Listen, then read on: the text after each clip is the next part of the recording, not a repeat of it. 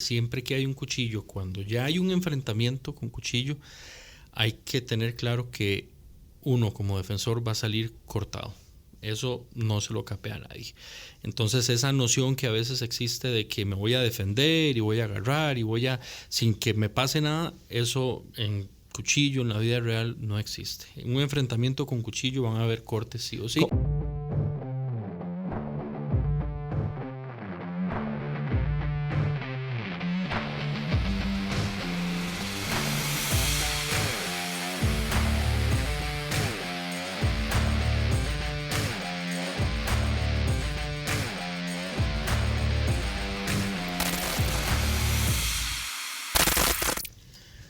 ¿Cómo están, muchachos? Todo bien, todo bien. Ok, grabando el primer episodio del año, empezando, esperamos con bastantes ganas, ¿verdad? De que todo este año la gente que nos acompaña les vaya muy bien en todos sus proyectos y obviamente nosotros vamos a poner toda nuestra parte para que esto siga creciendo y siga llegando a cada vez más gente. Muy feliz año para ustedes y para todos los que nos siguen, esperando que esos proyectos que cada persona tenga se cumplan y que en materia de seguridad, de prevención, de cultura defensiva, sea un buen año para todos, para el país y en general para todos los que portamos y creemos en el tema de la defensa con armas de fuego y con otros mecanismos o herramientas. Sí, por un 2024 de mucho entrenamiento, muchas horas de polígono, ojalá. Y de lo principal es seguridad, ¿verdad? Para todos. Ojalá se vayan enrumbando las cosas un poquito con el tema de seguridad en el país. Y de ahí aspiremos a eventualmente que el tema de las armas sea más que todo por un hobby, ¿verdad? Y no por una necesidad. Pero deseándoles a todos lo mejor en este año y que nos sigan acompañando con todo lo que viene. Ok, hoy nos trae un temita bastante interesante que esperamos poderlo desarrollar más a fondo porque tiene muchas vertientes, ¿verdad? Y hablar de muchos de los elementos que vamos a conversar ahora de manera individual, bien perfectamente da para conversar para rato. El día de hoy vamos a estar conversando de ese famoso enfrentamiento entre un atacante con cuchillo y un atacante con pistola o una persona que se defiende con arma de fuego, en este caso corta, okay, para hacer la referencia. Sin embargo, también quisiera plantear la opción de evaluar qué sería defenderse con un arma blanca contra una persona con pistola, porque esa otra cara de la moneda muy pocas veces se plantea. Y ahora en el desarrollo del episodio vamos a hablar un poquito de por qué. Entonces, pues para iniciar el día de hoy ese tema, vamos a estar conversando un poquito, obviamente viéndolo desde la parte legal, vamos a verlo un poco desde la parte de la experiencia de cada uno y también un poco de esos consejos a nivel técnicos, ¿verdad? Que en realidad hasta nuestro alcance podríamos eventualmente compartir con la gente. Un tema que genera mucha polémica muchas veces y opiniones encontradas. Parece que no ha habido como algo claro de cuándo sí, cuándo no. Y esperemos llegar a tratar o tocar esos puntos, principalmente los legales, que es donde se genera un poquito más de duda. Hay estudios, hay videos, hay análisis en gran cantidad en distintos países donde se han llegado a conclusiones, pero nunca va a poder ser exactamente lo que vimos en un video con lo que nos puede pasar por un contexto geográfico, de distancia, de quién es el atacante, si es un familiar, si no lo es, si es un adulto, si es un menor, si es una persona con problemas mentales, si el cuchillo es pequeño, si es largo, un montón de factores que podrían influir y que, como ya sabemos en Costa Rica y las leyes que tenemos, hay que tener más cuidado que nunca en este tema principalmente que siempre está ahí como la interrogante. Murillo, bueno, ahorita vamos a tocar más a fondo muchas de las cosas, pero mucha gente se suele basar en el famoso Tueller Drill, ¿verdad? Para conversar de este tema y lo ven como el santo grial o la meca para guiarse con ese tema. De hecho, en algunos momentos se le ha llamado hasta la regla de los 21 pies, ¿verdad? El famoso Tweller Drill. ¿Qué es el Tweller Drill? Bueno, esto fue un concepto que desarrolló una persona del mismo apellido, del apellido Tweller, en la que él estaba buscando medir a partir de qué distancia, y esto iba enfocado más en temas de cuerpos policiales, enfocado para medir en qué distancia resultaba efectivo una defensa por medio de un arma de fuego contra un atacante que corría a distancia o a cierta distancia con cuchillo. Entonces empezaron a tomar mediciones para ver en qué momento era que finalmente el arma de fuego era efectiva para lograr impactos a ese atacante que atacaba con un cuchillo. Entonces ahí fueron expandiendo, viendo distancias, hasta que llegaron a una distancia promedio que se habla de 21 pies, que en metros viene siendo 6.4 metros, si no me equivoco. Y se determinó que un atacante a 6.4 metros tarda en recorrer 1.5 segundos hacia la víctima, y eso es lo que hay de tiempo para realizar el disparo, según digamos esa teoría.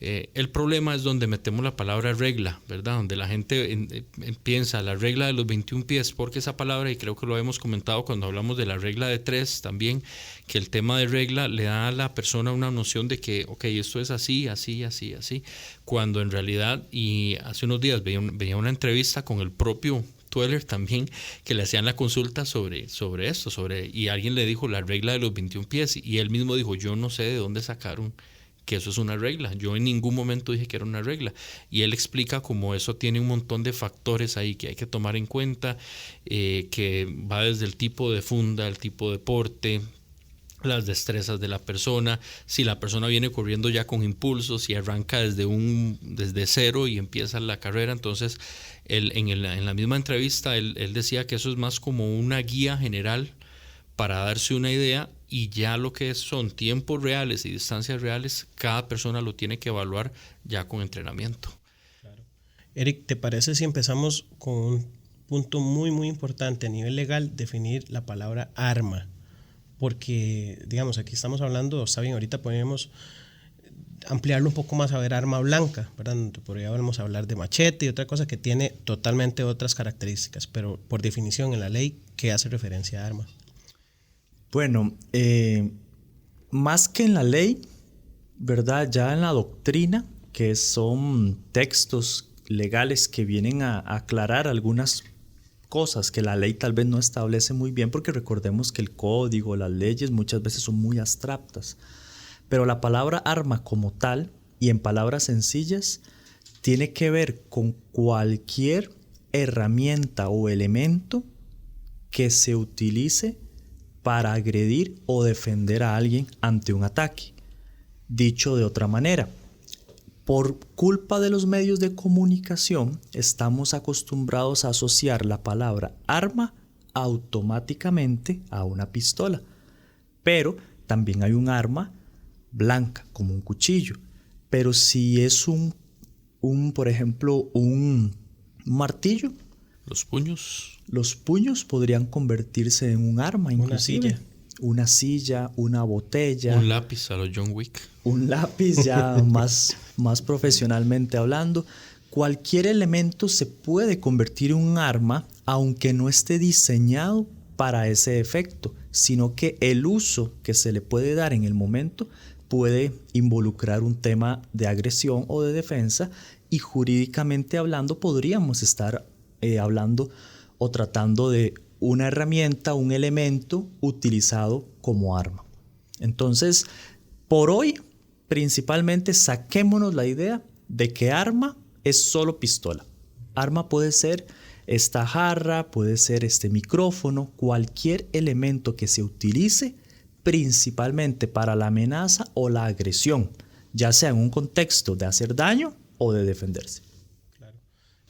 Hay muchos mitos entonces en torno a eso, que muchas veces se malinterpreta. De hecho, a nivel general o a nivel popular, se tiene la creencia de hecho uno lo nota mucho en redes sociales cuando comentan, ¿verdad? Que en una acción, por ejemplo, policial, de que por qué no le disparó a la pierna y otro montón de mitos, ¿verdad? Que yo creo que en algún momento vamos a conversar y a tocar más aquí a fondo, pero muchas veces la gente tiene esa percepción, esa noción de que el arma de fuego contra el arma blanca, el arma de fuego es Goliat y el arma blanca es David, ¿verdad? O sea, así se suele ver, como que es una ventaja enorme, como que en realidad el arma de fuego es prácticamente infalible y que se está en una desproporción totalmente, pues, que raya en lo irracional, que por eso es que mucha gente no comprende por qué alguien le dispara a alguien que tiene un cuchillo en la mano, ¿sí?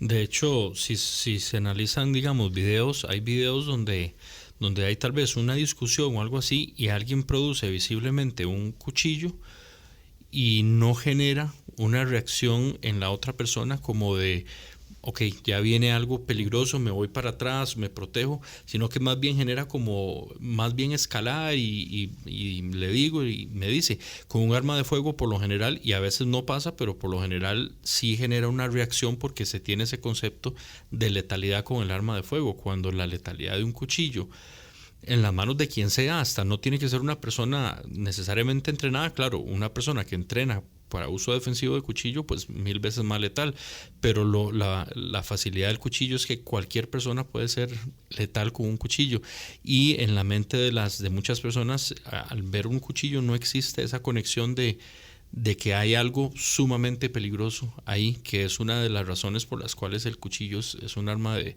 de tanto cuidado y para los portadores siempre hay que tener eso en la cabeza de no menospreciar lo peligroso que puede ser un cuchillo. Imaginémonos un caso en el que un niño de 3 añitos, ¿verdad? Muy pequeño, toma el cuchillo por descuido de la cocina, ¿verdad? Y el cuchillo tiene mucho filo. Una persona tan pequeña, sin necesidad ni la intención de hacer daño, se convierte en un riesgo, en un peligro. Imaginemos una persona con intención, con fuerza, con la capacidad, ya con incluso la dirección y toda la intención de hacerlo. Entonces ese es como uno de los referentes que yo procuro cuando me toca hablar del tema con alguien, explicarle. Por eso es que el cuchillo es tan pues delicado analizar ese tema, porque sí, o sea, una persona sin querer se autolesiona incluso, ¿cierto? O sea, es una herramienta que sí puede producir mucho daño. Correcto, un cuchillo, un desatornillador, que todavía lo alejamos más del contexto de que corta, por ejemplo, pero un desatornillador, un encendedor, cualquier elemento que pueda punzar, cortar, se convierte voluntaria o involuntariamente en un arma, en una herramienta o en un arma. Voy a dejarles un dato, no sé si más o menos sabían que la referencia al nombre de arma blanca tiene como una connotación a la época medieval, ¿verdad? Que hacía referencia al tipo de armadura y a la coloración de las hojas y a toda la vestimenta que se utilizaba en ese tiempo. Entonces era como las espadas y todo ese tipo de armas, incluso las lanzas, tenían una referencia hacia entonces una denominación de arma blanca, que actualmente todavía sigue siendo acogida ahí a nivel de ¿cómo se llama? Una referencia popular, más coloquial. Pero que a final de cuentas más o menos por ahí va, no hace referencia a la leche blanca, ¿verdad? Que decía en un episodio de Chespirito, que murió por arma blanca. Muy bien, hagamos una cosa, Esteban, Toilet Drill, ese ejercicio sí es funcional entonces para entrenar, digamos. Es un buen parámetro para empezar, diría yo. Lo que pasa es que hay que, como decía, cada persona tiene que hacer su propio análisis. Como, por ejemplo, el Toilet Drill dice que el tiempo de reacción debe ser entonces de 1.5 segundos del desenfunde al primer disparo. Pero eso está basado en parámetros, por ejemplo, policiales, donde están partiendo de una funda externa, ¿verdad? Entonces, ya por ahí ya vamos cambiando completamente el enfoque, porque para el porte civil la funda por lo general es una funda interna. Y por lo menos oculta, aquí en Costa Rica. Por lo menos acá en Costa Rica, y está oculta, o sea que hay que liberar una prenda y hay que hacer el desenfunde desde esa posición oculta. Entonces ya ahí todo cambia. Se habla, por ejemplo, de 6.4 metros. Entonces, si mi desenfunde, por ejemplo, es de 2 segundos, ya no son 6.4 metros, ¿verdad? Ya ahí la distancia que yo necesito para ser efectivo tiene que ser un poco más. Entonces, si mi cabeza tengo que la distancia que tengo para reaccionar son 6.4 metros, voy a tener que trabajar para que ese desenfunde baje a menos de 1.5, ¿verdad? Y por ahí también se mete el tema de que eso parte a razón de hacer un impacto, el primer impacto, pero no toma en cuenta tal vez el tema de la sobrevida, ¿verdad? Que se han visto incontables ejemplos de personas que vienen avanzando y reciben varios impactos y ellos siguen y siguen y siguen, y es hasta los segundos en los que finalmente caen abatidos, ¿verdad? Entonces hay muchas cosas ahí que yo diría que es una regla tal vez como para empezar a medir ciertas cosas, pero a partir de ahí hay que trabajar otro montón de cosas, diría yo. Eric, ¿qué podemos decir? ¿En el polígono es normal ver a la gente entrenando ese tipo de dinámicas? Para nada normal. Cuesta mucho. Si pusiéramos un promedio, le puedo decir que en el 2023, tal vez 1 o 2 veces alguien hizo todo un escenario intentando recrear eso. Obviamente, sin una persona que lo atacase, pero simulando la situación y practicando el desenfunde rápido, inclusive con ciertos movimientos hacia atrás, ¿verdad? Para intentar ganar un poco más de tiempo, cosa que es cuestionable o no, pero la gente no se preocupa por eso, y así me imagino que es en América Latina. Inclusive recordemos que esta teoría viene de Estados Unidos principalmente, es un estadounidense el que lo hace, y yo la he cuestionado mucho, la verdad. Ya en la práctica hay muchas variables, 1000 variables, ¿verdad? Como dice Esteban. Y la primer variable es la misma persona, el mismo portador o el mismo que se defiende, si es capaz de desenfundar de esa manera. Entonces, yo preferiría dejar de lado la teoría de Tueller y nada más practicar desenfunde lo más rápido posible, partiendo del hecho de que entre más rápido va a ser mejor para un sinfín de situaciones. Una vez en la vida escuché en un juicio a un abogado defensor exponer ante un tribunal la regla de Tueller, con una pantalla y con videos donde recreó o compiló una gran cantidad de videos para intentar hacerle ver al juez o a los 3 jueces la importancia de esta defensa ante un cuchillo, porque los jueces habían más o menos basado su teoría en la desproporcionalidad que existía entre un cuchillo y una pistola. De esa muy buena exposición se generó la duda y se generó inclusive la posibilidad de que son 2 armas un poco proporcionales. Esto por el daño que pueden provocar las 2, aunque una necesita estar casi que a la par y la otra a distancia por un tema de tiempo. Entonces fue interesante porque no hay nada científicamente demostrado ni nada ante la ley que establezca formalmente si se puede defender una persona con una pistola ante un atacante con cuchillo, con arma blanca, con un arma punzocortante. No hay absolutamente nada, pero hay una teoría de Tueller, y eso, bien fundamentado, podría convencer, podría abrirle los ojos a muchas personas, hablando judicialmente, para poder garantizarle la libertad a una persona que se haya defendido de esta manera. También yo creo que ahí es importante porque muchas veces cuando se habla de este tema, cuchillo versus pistola, siempre sale la regla de Tueller. Pero en la vida real, los cuchillos suelen ser un arma que se presenta a la par de la persona. Es poca, y sí se ha visto, pero es menos común ver un atacante corriendo ya con un cuchillo desde 6 metros y medio, 7 metros. Eso suele pasar poco. Lo que sí suele pasar mucho es ver un caso de una persona que está a la par, están discutiendo de un pronto a otro. Cuando usted se da cuenta, el otro ya está cortado.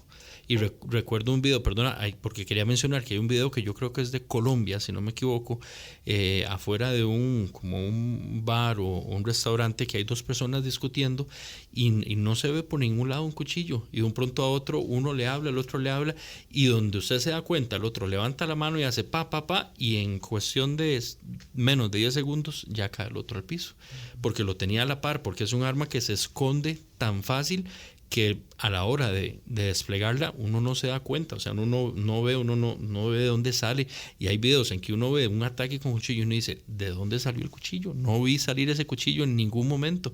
Y yo creo que ahí es donde tenemos que pensar más en el tema del cuchillo, no tanto en los 5, 6, 7 metros, que está bien, es importante y es súper bueno entrenarlo, pero la peligrosidad del cuchillo, para mí, lo que le da esa ventaja es la posibilidad de ese momento, de ese rango en el que el arma de fuego no va a ser tal vez tan efectiva. Si alguien saca un arma de fuego y por la razón de contacto dispara, ya puede generar una malfunción. Entonces ya esa arma es un arma de un solo disparo y hasta ahí llegó, ¿verdad? Entonces ahí es donde yo creo que tenemos que irnos pensando muy bien con el tema del cuchillo y darle la seriedad que se merece, porque ahí es a donde sí nos puede jugar una mala pasada el menospreciar esos factores que da el cuchillo sobre tal vez otras armas. ¿Qué experiencia particular tienen ustedes con ese entrenamiento? ¿Cómo les ha ido, digamos, cuando les ha tocado hacer un ejercicio de esos? O sea, sí perciben que les ha dejado tal vez algún nivel de conciencia, algún nivel de análisis? ¿Cómo lo perciben ustedes? Bueno, yo personalmente practico mucho el desenfunde rápido e intento cada vez mejorar mis tiempos, independientemente de si lo intento recrear en un escenario de un atacante que viene con cuchillo.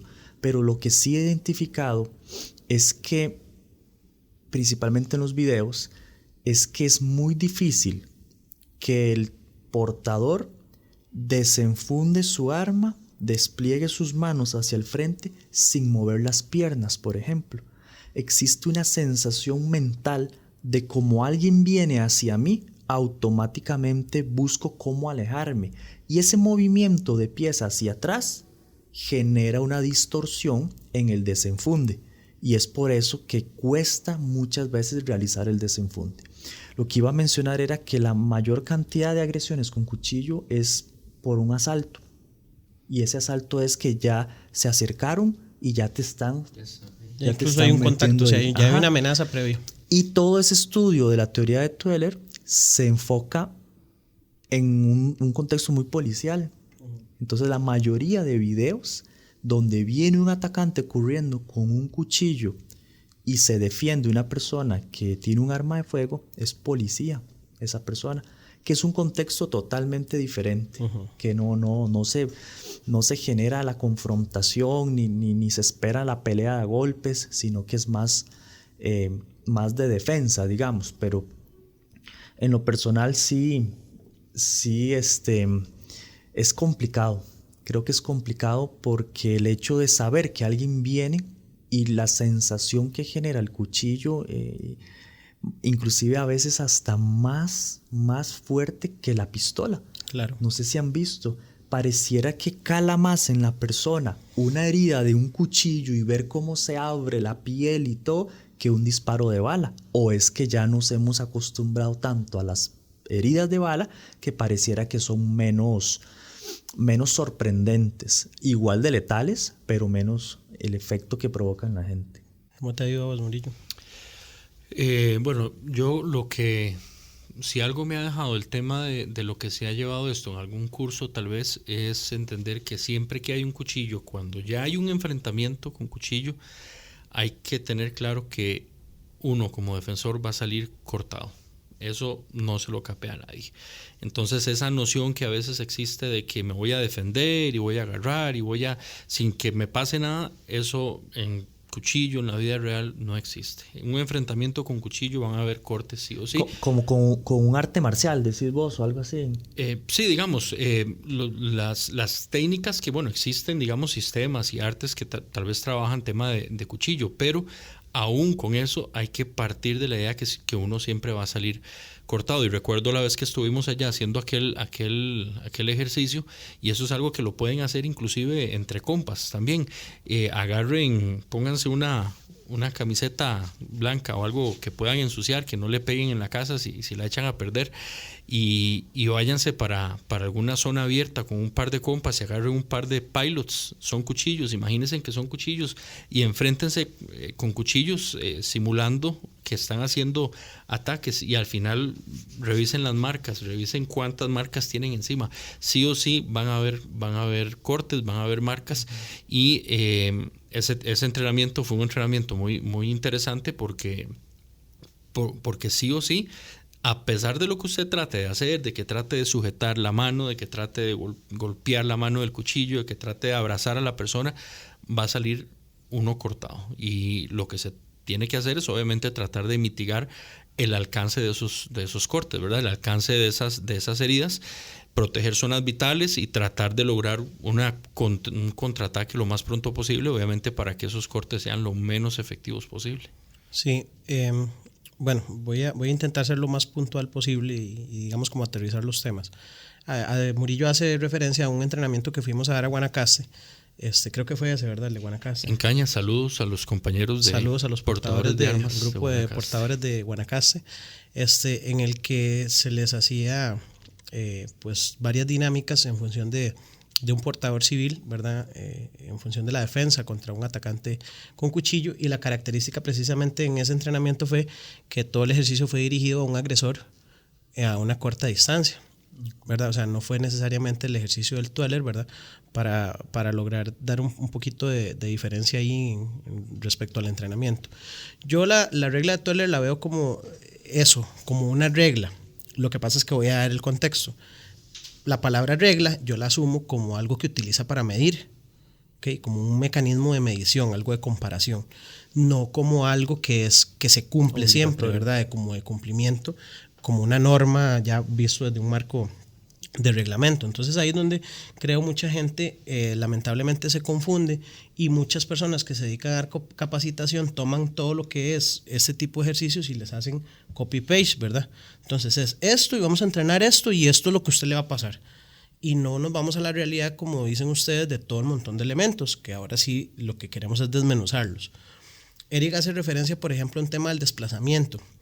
El solo hecho, Eric, de mostrarle a la gente que el desplazamiento hacia atrás en un tema de desenfunde no siempre es el mejor, ¿verdad? Que lo que se busca es un tema de estabilidad y que para eso hay posiciones, y que si vamos a recomendar desplazarse, si la ocasión lo permite, es de manera lateral, porque no es lo mismo, o sea, el solo hecho, la forma en la que los pies se desplazan, no es lo mismo para la persona, caminar para atrás. Y lo complicado es que irse para atrás es casi que instintivo. Ese es el problema. Entonces, ¿qué es lo que pasa? ¿Cómo lucha uno contra ese instinto? Entrenando. La única forma, ¿verdad? Y todo se empieza a ir caminando, o sea, es que es así, literal, como cuando uno está gateando, luego corre y demás. Usted entrena en su casa, tiro seco, y desenfunde primero sin moverse, y después póngale un paso. Y vamos a ver cómo le va con el tema de esos tiempos. Y después usted le va agregando, ya no es un paso, sino que muévase y avance un poquito. Y ahí usted va moviéndose hasta el punto en el que ya usted comienza a meterle más complejidad a los ejercicios. ¿Qué es lo que tiene el tema de la regla del Tueller? Que se ha vuelto algo como una referencia, como casi que escrito en piedra para muchas personas cuando hablan con mucha propiedad de decir, es que eso es así. Y no es así. O sea, no estamos llevándole la contraria a lo que se propuso en algún momento, pero es que el mismo creador de la propuesta, él dice, yo en ningún momento dije que eso es así. Cuando nos ha tocado dar una capacitación, nosotros tomamos al grupo de personas y los ponemos a hacer el recorrido, y esto se los dejamos ahí para un ejercicio práctico. Nosotros tomamos un timer y le colocamos la medición, ¿verdad?, de alguien con cuchillo que corra lo más rápido posible a estallar un globo, ¿cierto? Y lo hacemos con todos los participantes. ¿Qué es lo que hacemos, Eric, en promedio con eso? Que sumamos todos los tiempos y lo dividimos entre la cantidad de gente. Entonces, si 7 personas lo hicieron, el tiempo de todos entre 7. Ese es el tiempo promedio del desplazamiento. ¿Y qué nos ha dado como resultado? Algo muy curioso. que digamos la regla nos dice 1.5 segundos, ¿cierto? Para darle un poquito tal vez de ejercicio práctico mental a la gente, 6.4 metros es más o menos cruzarse la calle en Costa Rica de lado a lado. De caño a caño. De caño a caño. O de acera a acera. Promedio, ¿verdad? En una calle de 2 carriles, ¿ok? Eso dura una persona promedio, según esta regla, para la morfología de una persona, como vos decís, en Estados Unidos.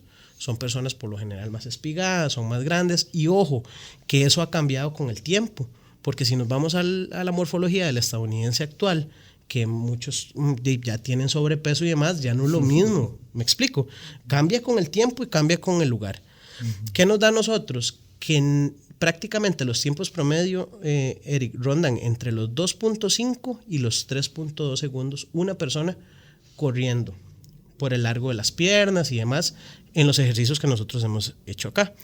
Y aún así es muy llamativo ver cómo la mayoría de los tiradores no logran acertar el primer disparo a centro de masa dentro de ese rango de tiempo. Porque como lo dice Murillo, si nos vamos a la realidad civil actual, para darle números a la gente, de hecho ahorita hay un anuncio muy acertado en temas de tiempos de reacción por parte del COSEBI, no sé si lo han visto, que lo ha estado anunciando, que habla del tiempo de reacción de la velocidad de que se desplaza un vehículo para el frenado. Entonces, mientras nosotros percibimos lo que nos rodea, mandamos todas las señales neuronales y accionamos el movimiento, dice que es 1.5 segundos. A eso hay que agregarle que una persona promedio entrenada puede durar entre 1 y 1.5 segundos, a veces hasta 2 segundos, en solo el hecho de hacer el desenfunde. ¿Qué quiere decir eso? Que si nosotros sumamos todos esos tiempos en los ejercicios que hemos hecho, una persona anda realizando el primer disparo entre 2 y 3 segundos, depende de qué tan entrenado esté, utilizando funda interna con el arma alimentada, arma tipo pistola, en promedio. Eso estamos hablando, no estamos hablando de una realidad global de Costa Rica, estamos hablando de la experiencia que tenemos nosotros en las capacitaciones que nos ha tocado dar. Entonces, eso a la gente igual le llama la atención y decir, bueno, si yo logro acertar, en el caso en el que la gente lo logre acertar, un disparo a centro de masa a un agresor que se supone que viene a 6.4 segundos, aún así no lo reduzco a 0 inmediatamente, porque no pasa, ¿verdad? Como la munición Mandalorian, ¿verdad? Que saludo a los compas de PMI, que mucho vacilamos con eso, de que la munición Mandalorian lo desintegra. No pasa así, el agresor continúa avanzando y tiene la capacidad de ejercer varias estocadas. ¿Qué hemos visto en el tema del uso del cuchillo? Que una persona con un cuchillo en la mano a la pura par de una silueta, midiendo los tiempos, logra reventar entre 8 y 10 globos en un segundo, Eric. En un segundo. Todo eso son tiempos medidos.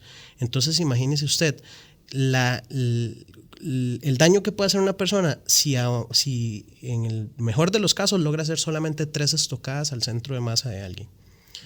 Esas heridas, pues igual a la persona que fue herida, no necesariamente tampoco lo reducen a 0 inmediatamente, pero hay que ver el nivel de letalidad de la herida. Porque igual hay una perforación, esa persona posiblemente va a requerir cirugía y una intervención más profunda. ¿Y de qué me sirve a mí haber reducido la amenaza si a final de cuentas yo también ya estoy herido? Todo esto que les acabo de contar se resume en que las personas que realizan este tipo de capacitaciones se van con la percepción de que no siempre optar por ir al desenfunde del arma de fuego es mi primera y mi mejor opción. Porque eso a mí más bien me genera toda una distracción de decir, bloqueo ahí. Claro, porque se van inmediatamente. El que porta arma de fuego dice, uy, mi arma, me voy a mi arma porque es lo que me va a salvar la vida. Y todo ese tiempo que se suma es tiempo que esa persona pudo haber utilizado para crear distancia, para buscar mecanismos o barreras que interfirieran en lo que es el agresor con el arma de fuego, con el arma blanca, buscar algún lugar en donde eventualmente yo pudiera generar un desenfunde y entonces ya un disparo más efectivo, eficiente. Y ojo, que cuando hablamos con el tema, por ejemplo, de los asaltos, también la persona se vuelve muy consciente de decir, es que yo a esta distancia, si ya yo sé lo que hacen otras distancias, a esta distancia no logro hacer gran cosa con mi arma de fuego. ¿Qué es lo que yo tengo que hacer entonces? Elevar mis niveles de alerta, ser muchísimo más preventivo, porque si me toca ser reactivo, las posibilidades que tengo las probabilidades que tengo son muy bajas. Entonces, esa es la ganancia que nosotros buscamos entregar a las personas que llegan a entrenar, de tal forma en la que no se vuelvan esa persona que aspira a ser una máquina de guerra, ¿verdad? Que es que, sí, yo quiero aprenderme todas las técnicas y ser el mejor. Sí, hágalo, si lo tiene como propósito y muy bien, pero en la medida de lo posible, lo preventivo, Eric, va a ser lo que en realidad importante nos puede sacar a nosotros de un hospital, de una cárcel o de un cementerio. No sé cómo lo ven ustedes. ¿Será que hay que entrenar entonces, primero alejarse lo más que se pueda para ya hacer un desenfunde seguro, o hacer un desenfunde, un accionamiento en movimiento tal vez hacia atrás o hacia un lado? Cosa que yo no he visto que practiquen eso. La mayoría de entrenamientos es como estático. Sí, yo te diría que mi respuesta, muy lamentablemente, visto desde la realidad, es: entrene cómo contener un sangrado. Cómo aliviar, o sea, cómo poder controlar el daño de una herida que prácticamente va a ser real, o sea, va a pasar. Porque ¿qué es lo que pasa? Tal vez no lo he mencionado en otros programas y en otros episodios, pero aquí sí quiero comentarlo. Es importante a la gente hacerle ver que tal vez hay algunos sistemas que tienen alguna categoría o alguna clasificación de lo que son, por ejemplo, a nivel de técnicas. No es lo mismo hablar de una vertiente de defensa a nivel civil que a nivel policial, como lo decías ahora, pero que también existen dos más, que bien puede ser la parte militar, que tal vez nosotros no contamos con esa vertiente acá, pero la parte de protección a personas sí, Eric. Claro. Entonces, veamos un solo escenario, digamos en los 3 casos que tenemos aquí en el país. Un agresor con cuchillo no es lo mismo ante un civil promedio. No es lo mismo ante un oficial de policía. Y no es lo mismo ante un agente de protección o un guardaespaldas más llamado, porque su objetivo no necesariamente es el escolta, es su protegido. Entonces, la forma en la que se realiza la técnica o la intervención en la que la persona va a tener que hacerlo es muy distinta. Y cualquiera diría, bueno, entonces ¿qué? ¿Tengo que prepararme para todo? Depende, porque si usted es civil promedio y también es escolta, le va a tocar entrenar. Pero yo iría como de atrás para adelante. Prepárese para lo peor, porque sí va a pasar. Sea su principal, sea su compañero de trabajo, o sea usted o su familia, posiblemente van a haber heridas de por medio. Entonces, por ejemplo, la contención del daño ahí, aprender a controlar un sangrado, saber qué hacer, el solo hecho de saber, Eric, cómo llamar al 911 en caso de que tengan que hacerlo, es lo más probable. Y de ahí para atrás, ¿verdad? Otra cosa que yo le daría mucho énfasis es: vuélvase preventivo. O sea, verdaderamente lo que hemos hablado en todos estos episodios de aquí para atrás, ahorita ya tienen mucha forma y entonces ya tienen mucha lógica de por qué hemos venido abordando todos estos episodios. Si usted en la calle, como dicen, anda viendo pajaritos, no hay forma en la que usted logre detectar un riesgo hasta que ya no lo tenga encima. Y cuando usted lo tenga encima, ya usted está a la merced de la voluntad de esa persona. A como puede que se te lleve nada más el teléfono, a como puede que también te deje un regalito y te quiera generar un daño. ¿Y ahí qué hacemos, Eric? Claro. Qué complicado, ¿verdad? Sí, situaciones muy complicadas, y lo mejor siempre va a ser evitar la situación, no claro, llegar a desenfundar y disparar. Pero hay contextos, situaciones, momentos muy difíciles de que no se podría hablar, ¿verdad?, de cada uno de esos. No sé si han notado, yo creo que hace poco en un chat que tenemos ahí en común se compartió un video de cómo la delincuencia evoluciona. Creo que fue un video en Brasil en donde estos típicos bajonazos de moto, ¿verdad?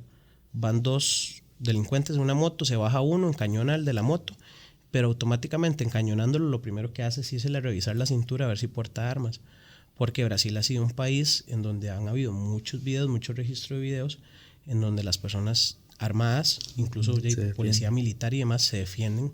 Entonces ya ellos evolucionaron a tal punto en el que saben que lo que van es a buscar a ver si vos estás capacitado, ¿verdad?, para hacerle algún daño. De aquí también no andamos muy largo, ¿verdad? O sea, cuando te cortan distancia, posiblemente a veces algunos todavía ya tienen esa visión de decir, vamos a ver si anda armado o no. Entonces, yo creo que el arma está muy lejos de ser una solución definitiva en esa situación, y eso sí, yo quiero ser muy tajante en esa posición en este episodio. Murillo. Sí, inclusive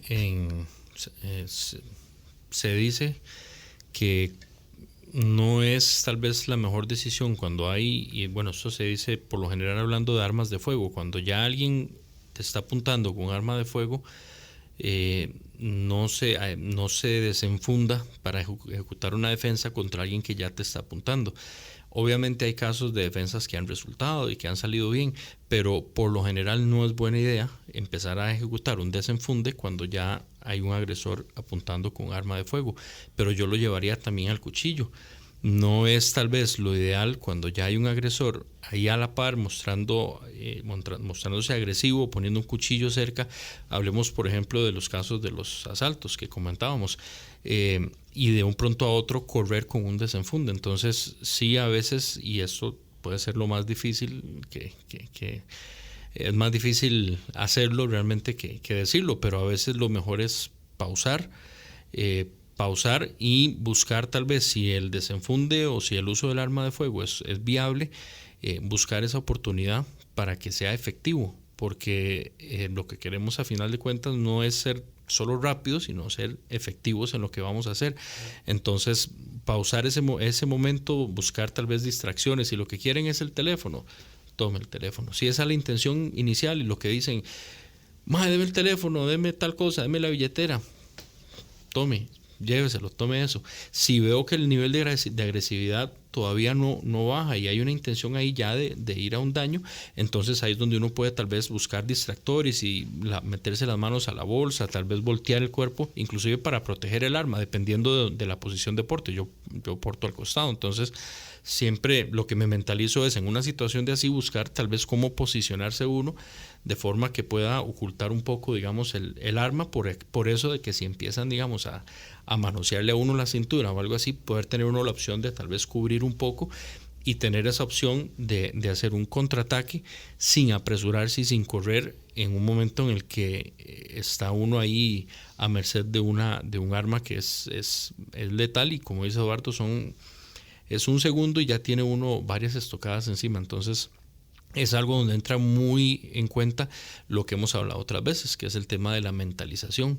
Estar constantemente repasando ese tipo de escenarios para, igual no es que uno con solo mentalizarse pues lo va a hacer, pero ayuda. No hay que ser muy ciego de que si los expertos recomiendan, y lo recomendó Ulises, lo mencionó Wanelgue, lo hemos hablado aquí otras veces, el tema de la mentalización, por algo es que se recomienda tanto, ¿verdad? Porque sí ayuda a prepararse para situaciones de ese tipo y por lo menos tener un mapa o una guía de ya previamente saber qué es lo que necesito hacer, a diferencia de reaccionar simplemente instintivamente, corriendo el riesgo de que esa defensa no va a ser efectiva.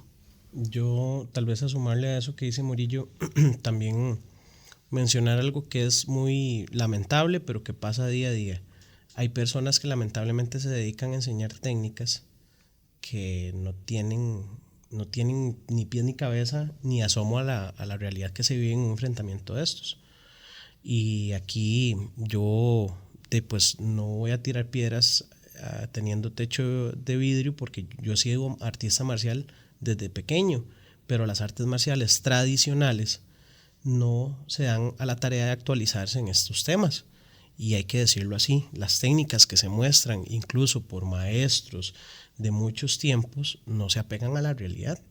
Yo sí le hago un fuerte llamado a las personas que nos observan, que si ven esto, que en realidad se pongan a pensar, bueno, está bien, yo lo entreno hasta por respeto a mi maestro, son técnicas que yo voy a ver en mi academia y demás, pero yo no me voy a poner a hacer una cosa de esas en la calle, porque el que le va a costar la vida es a mí. Claro. ¿Verdad? Y sí hacer un llamado a las personas de que tal vez a veces, por eso es tan importante y deja tanta enseñanza los videos, Eric, que a veces son muy crudos, son muy difíciles de digerir, pero ver una persona, un agresor con un arma blanca encarnizado contra otra persona, te dice a vos, yo no tengo tiempo de agarrarle la mano, el agresor no va a quedar ahí, ¿verdad?, estático, esperando que yo le haga una llave o una barrida o lo que sea. Eso no pasa, no es la realidad. Y todavía llevarlo más allá del llamado a la atención a los portadores de arma, a decirles, no se equivoquen pensando que porque usted porta un arma, usted tiene la ventaja sobre un agresor con cuchillo a una corta distancia, porque eso no pasa.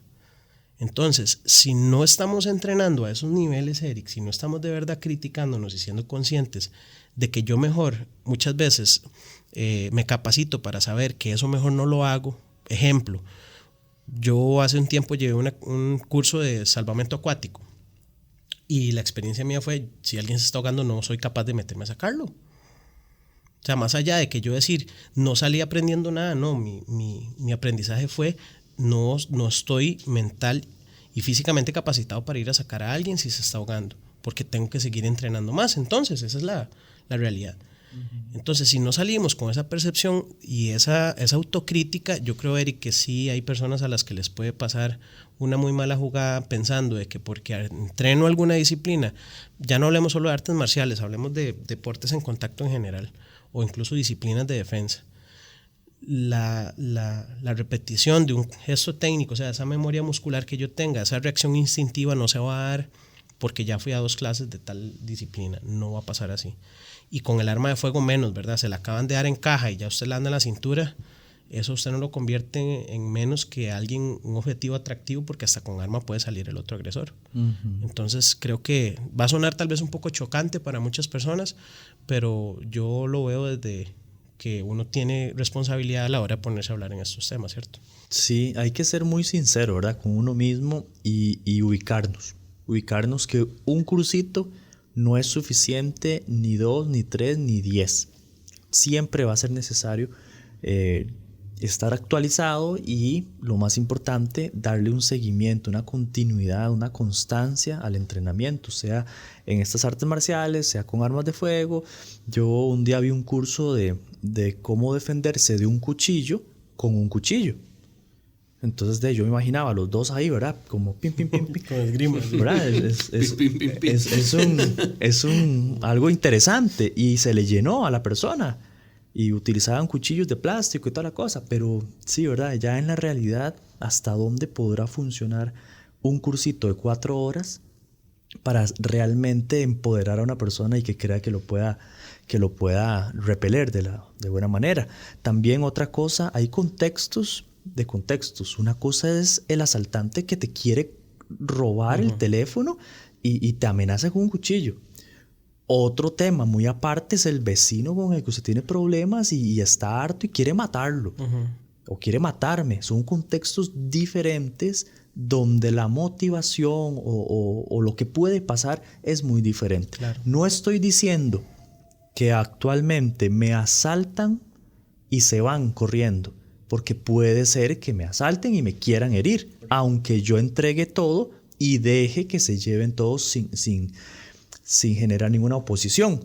Pero lo más común es eso, es si alguien quiere asaltarte y la víctima colabora, en el 90% de los casos se llevan las cositas y no te agredieron, ¿verdad? Pero sí hay delincuentes que agreden y matan por un celular y que matan por el carro, etc. O si no tenés nada que darles y se enojan. Y se enojan. O que si los viste a los ojos. Pasaba mucho. Con que usted se le quede viendo los ojos, le genera cierto, no sé, como odio, como que me va a reconocer después para cuando me denuncie y voy a matarlo. Todas esas cosas. Claro. Pero no es lo mismo un asalto a una persona que te amenaza de muerte y que quiere matarte realmente. Entonces, la defensa o las técnicas que hayan que aplicar tal vez sean un poco diferentes. No, y qué importante eso que vos mencionas, Eric, porque si una persona logra desarrollar la capacidad de en el momento identificar más o menos por dónde anda la intención del agresor, yo creo que mueve mucho también de ese detonador que tiene que tener alguien para eventualmente decir, bueno, aquí ya voy con todo, porque no hay de otra, porque como vos lo decís, no es lo mismo una agresión sexual. Cuando un agresor sexual ya somete a su víctima, a su presa, pues ya, digamos, hay muy poco que hacer, ¿cierto? Y entonces ahí es donde la persona se le llama, se le insta a empaparse de estos temas, porque si vos logras reconocer que no es lo mismo, como vos decís, en un pleito en la calle, que se bajó un chavalo con un machete del vehículo, porque era un pleito ahí de presas, que puede que él tenga la intención, pero no necesariamente vaya a proceder a agredirme del todo. Si yo me mantengo en mi vehículo, pues hasta cierto punto estoy manteniendo ahí una barrera y demás, ¿verdad? Que no es lo mismo, como vos decís, el vecino que ya, como dicen, ya viene de un tiempo para atrás con problemas y que yo sé que en el momento en el que me lo tope ya, como dicen, me la tiene encantada. Entonces, si yo no logro como identificar esas líneas, menos voy a estar seguro cómo proceder. Claro. En el tema del secuestro, Eric, vos que sos especialista en la parte de seguridad no me vas a dejar mentir, pero el secuestro está visto como una forma de asesinato. Está clasificada como una forma de asesinato.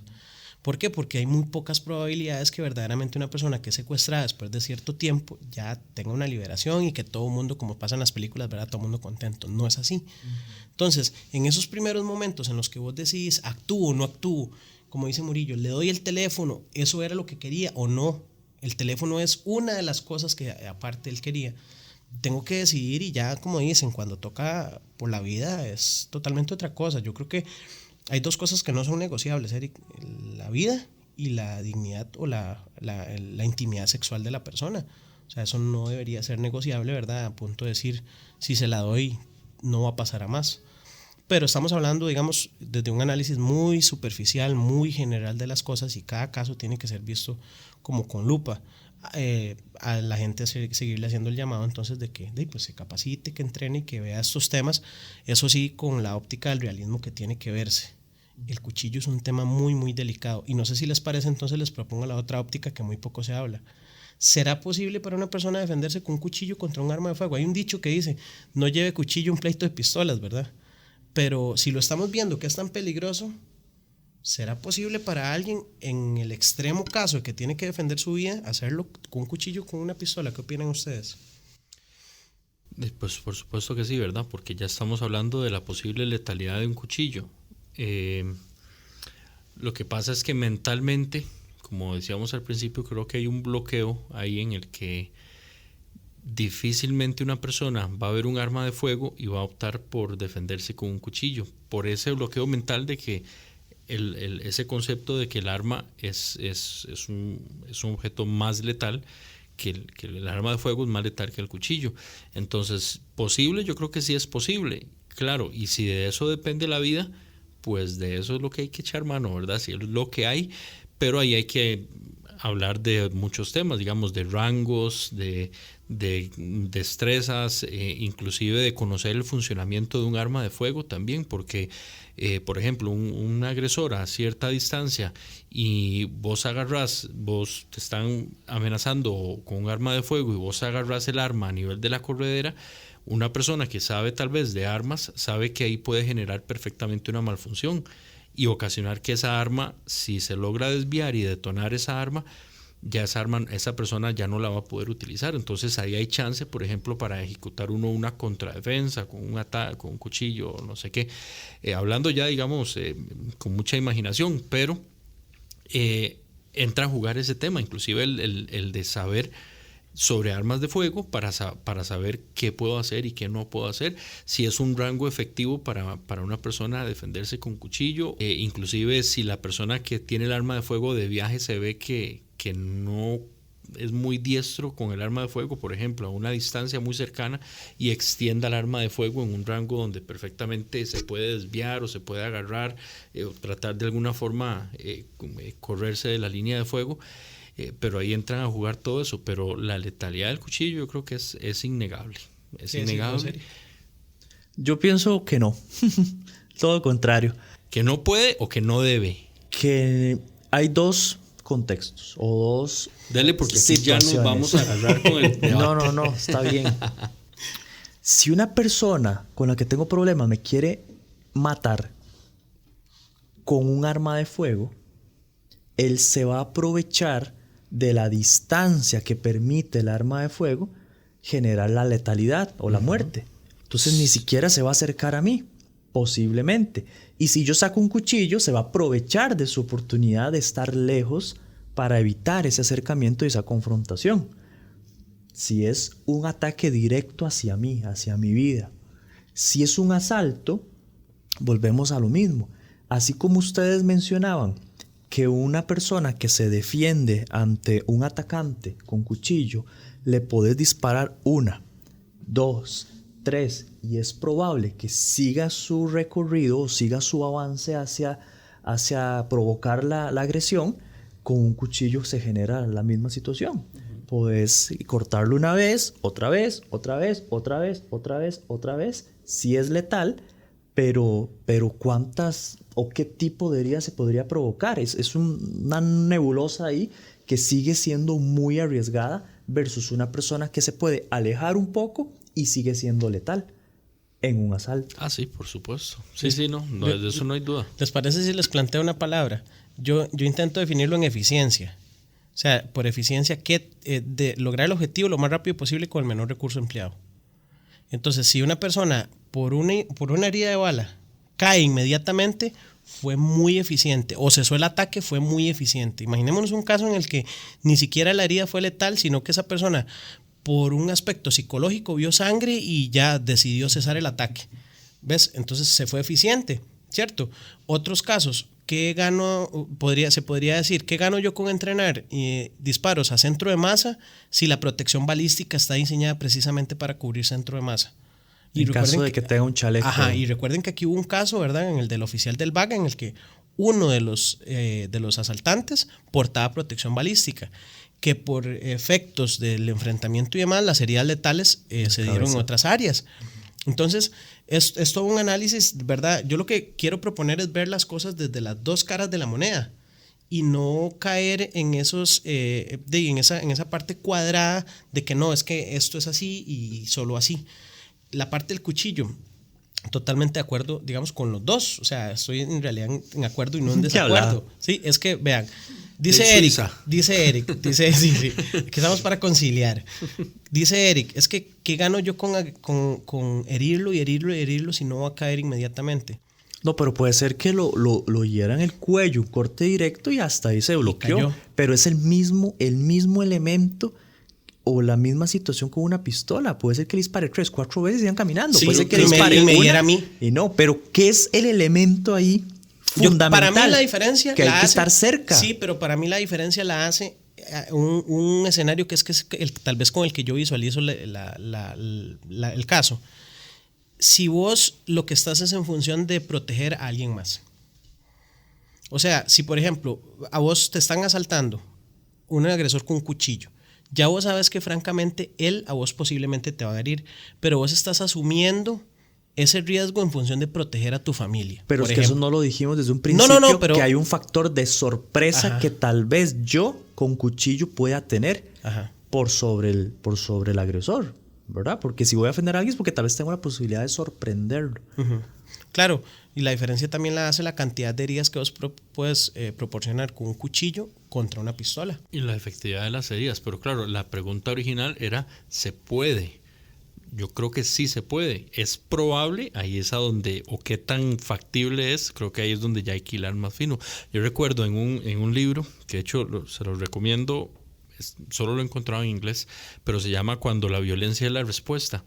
Y el autor estaba contando que los aprendizajes de este tipo de temas de violencia no busca gente experta en esto, sino que busca personas que están en condenas, reclusos, personas que han salido de la cárcel o que han pasado por la cárcel, porque son los que más conocimiento en este tipo de temas le han aportado. Porque ya han sido heridos. Porque ya han sido heridos, sí. Y él contaba, y es muy interesante, que contaba que una vez fue a un centro penitenciario allá, me imagino que es en Estados Unidos, y que le mostraron un video de dos reclusos que estaban ahí hablando y empezaban a hacer movimientos en cámara lenta con las manos y que nadie se sabía explicar qué era lo que estaban haciendo, hasta que cayeron en cuenta que lo que estaban haciendo era entrenando como si estuvieran con un cuchillo zonas vitales donde realizar cortes.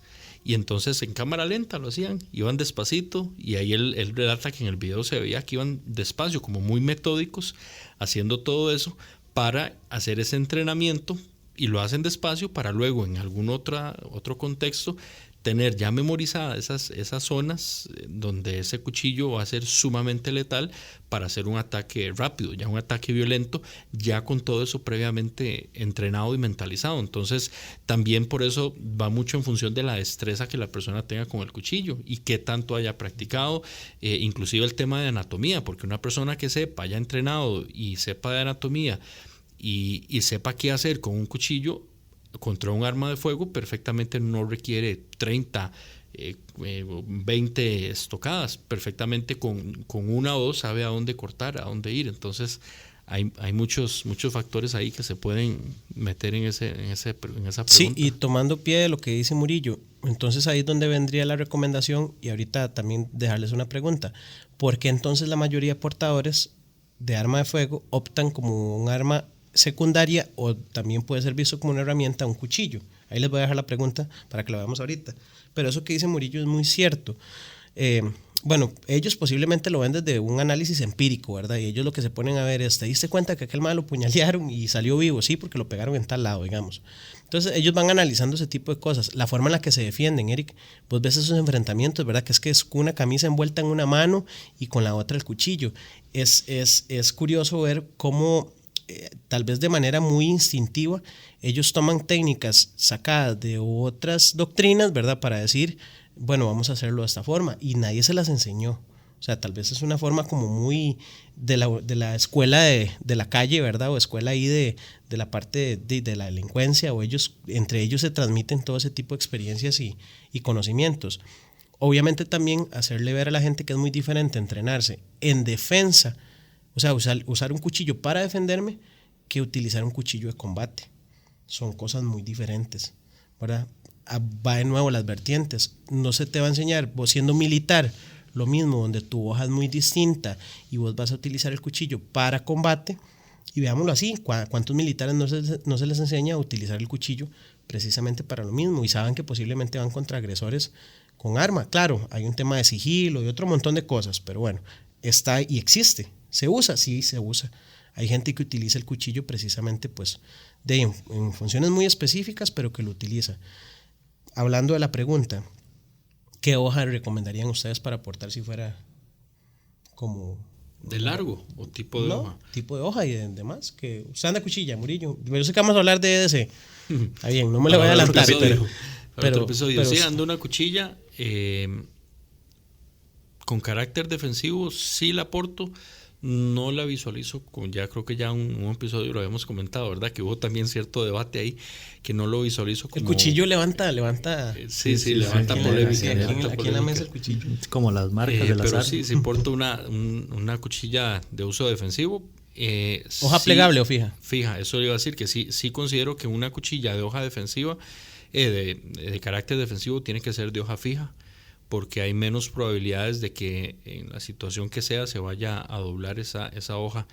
He visto sistemas por ahí, un día de estos, y estaba vacilando a mi amigo David, porque en el cuchillo, él tiene una cuchilla, y me imagino que ha sido probado y alguien le ha quemamos funcionado. Gente. Sí, no, porque le tengo la confianza, entonces lo voy a quemar. Que hay una cuchilla que es de las que usted lleva en la bolsa, y ella se despliega al momento de sacarla. Tiene un ganchito que al momento de que usted saca, despliega la cuchilla. Pero es parecido como el tema de alimentar un arma contra la faja, ¿verdad? Y si falla ese contacto, y si no despliega la hoja, y si despliega antes, y si despliega mientras va sacando. Pero no es de botón, ¿verdad? No es de botón, es un ganchito. Sí, se engancha. Pero, y si el tipo de ropa que decide ese día andar no tiene tanto esa costura para que enganche, entonces sí, yo creo que la hoja debe ser fija. Ojalá accesible, como por ejemplo está accesible la funda de un arma en porte oculto.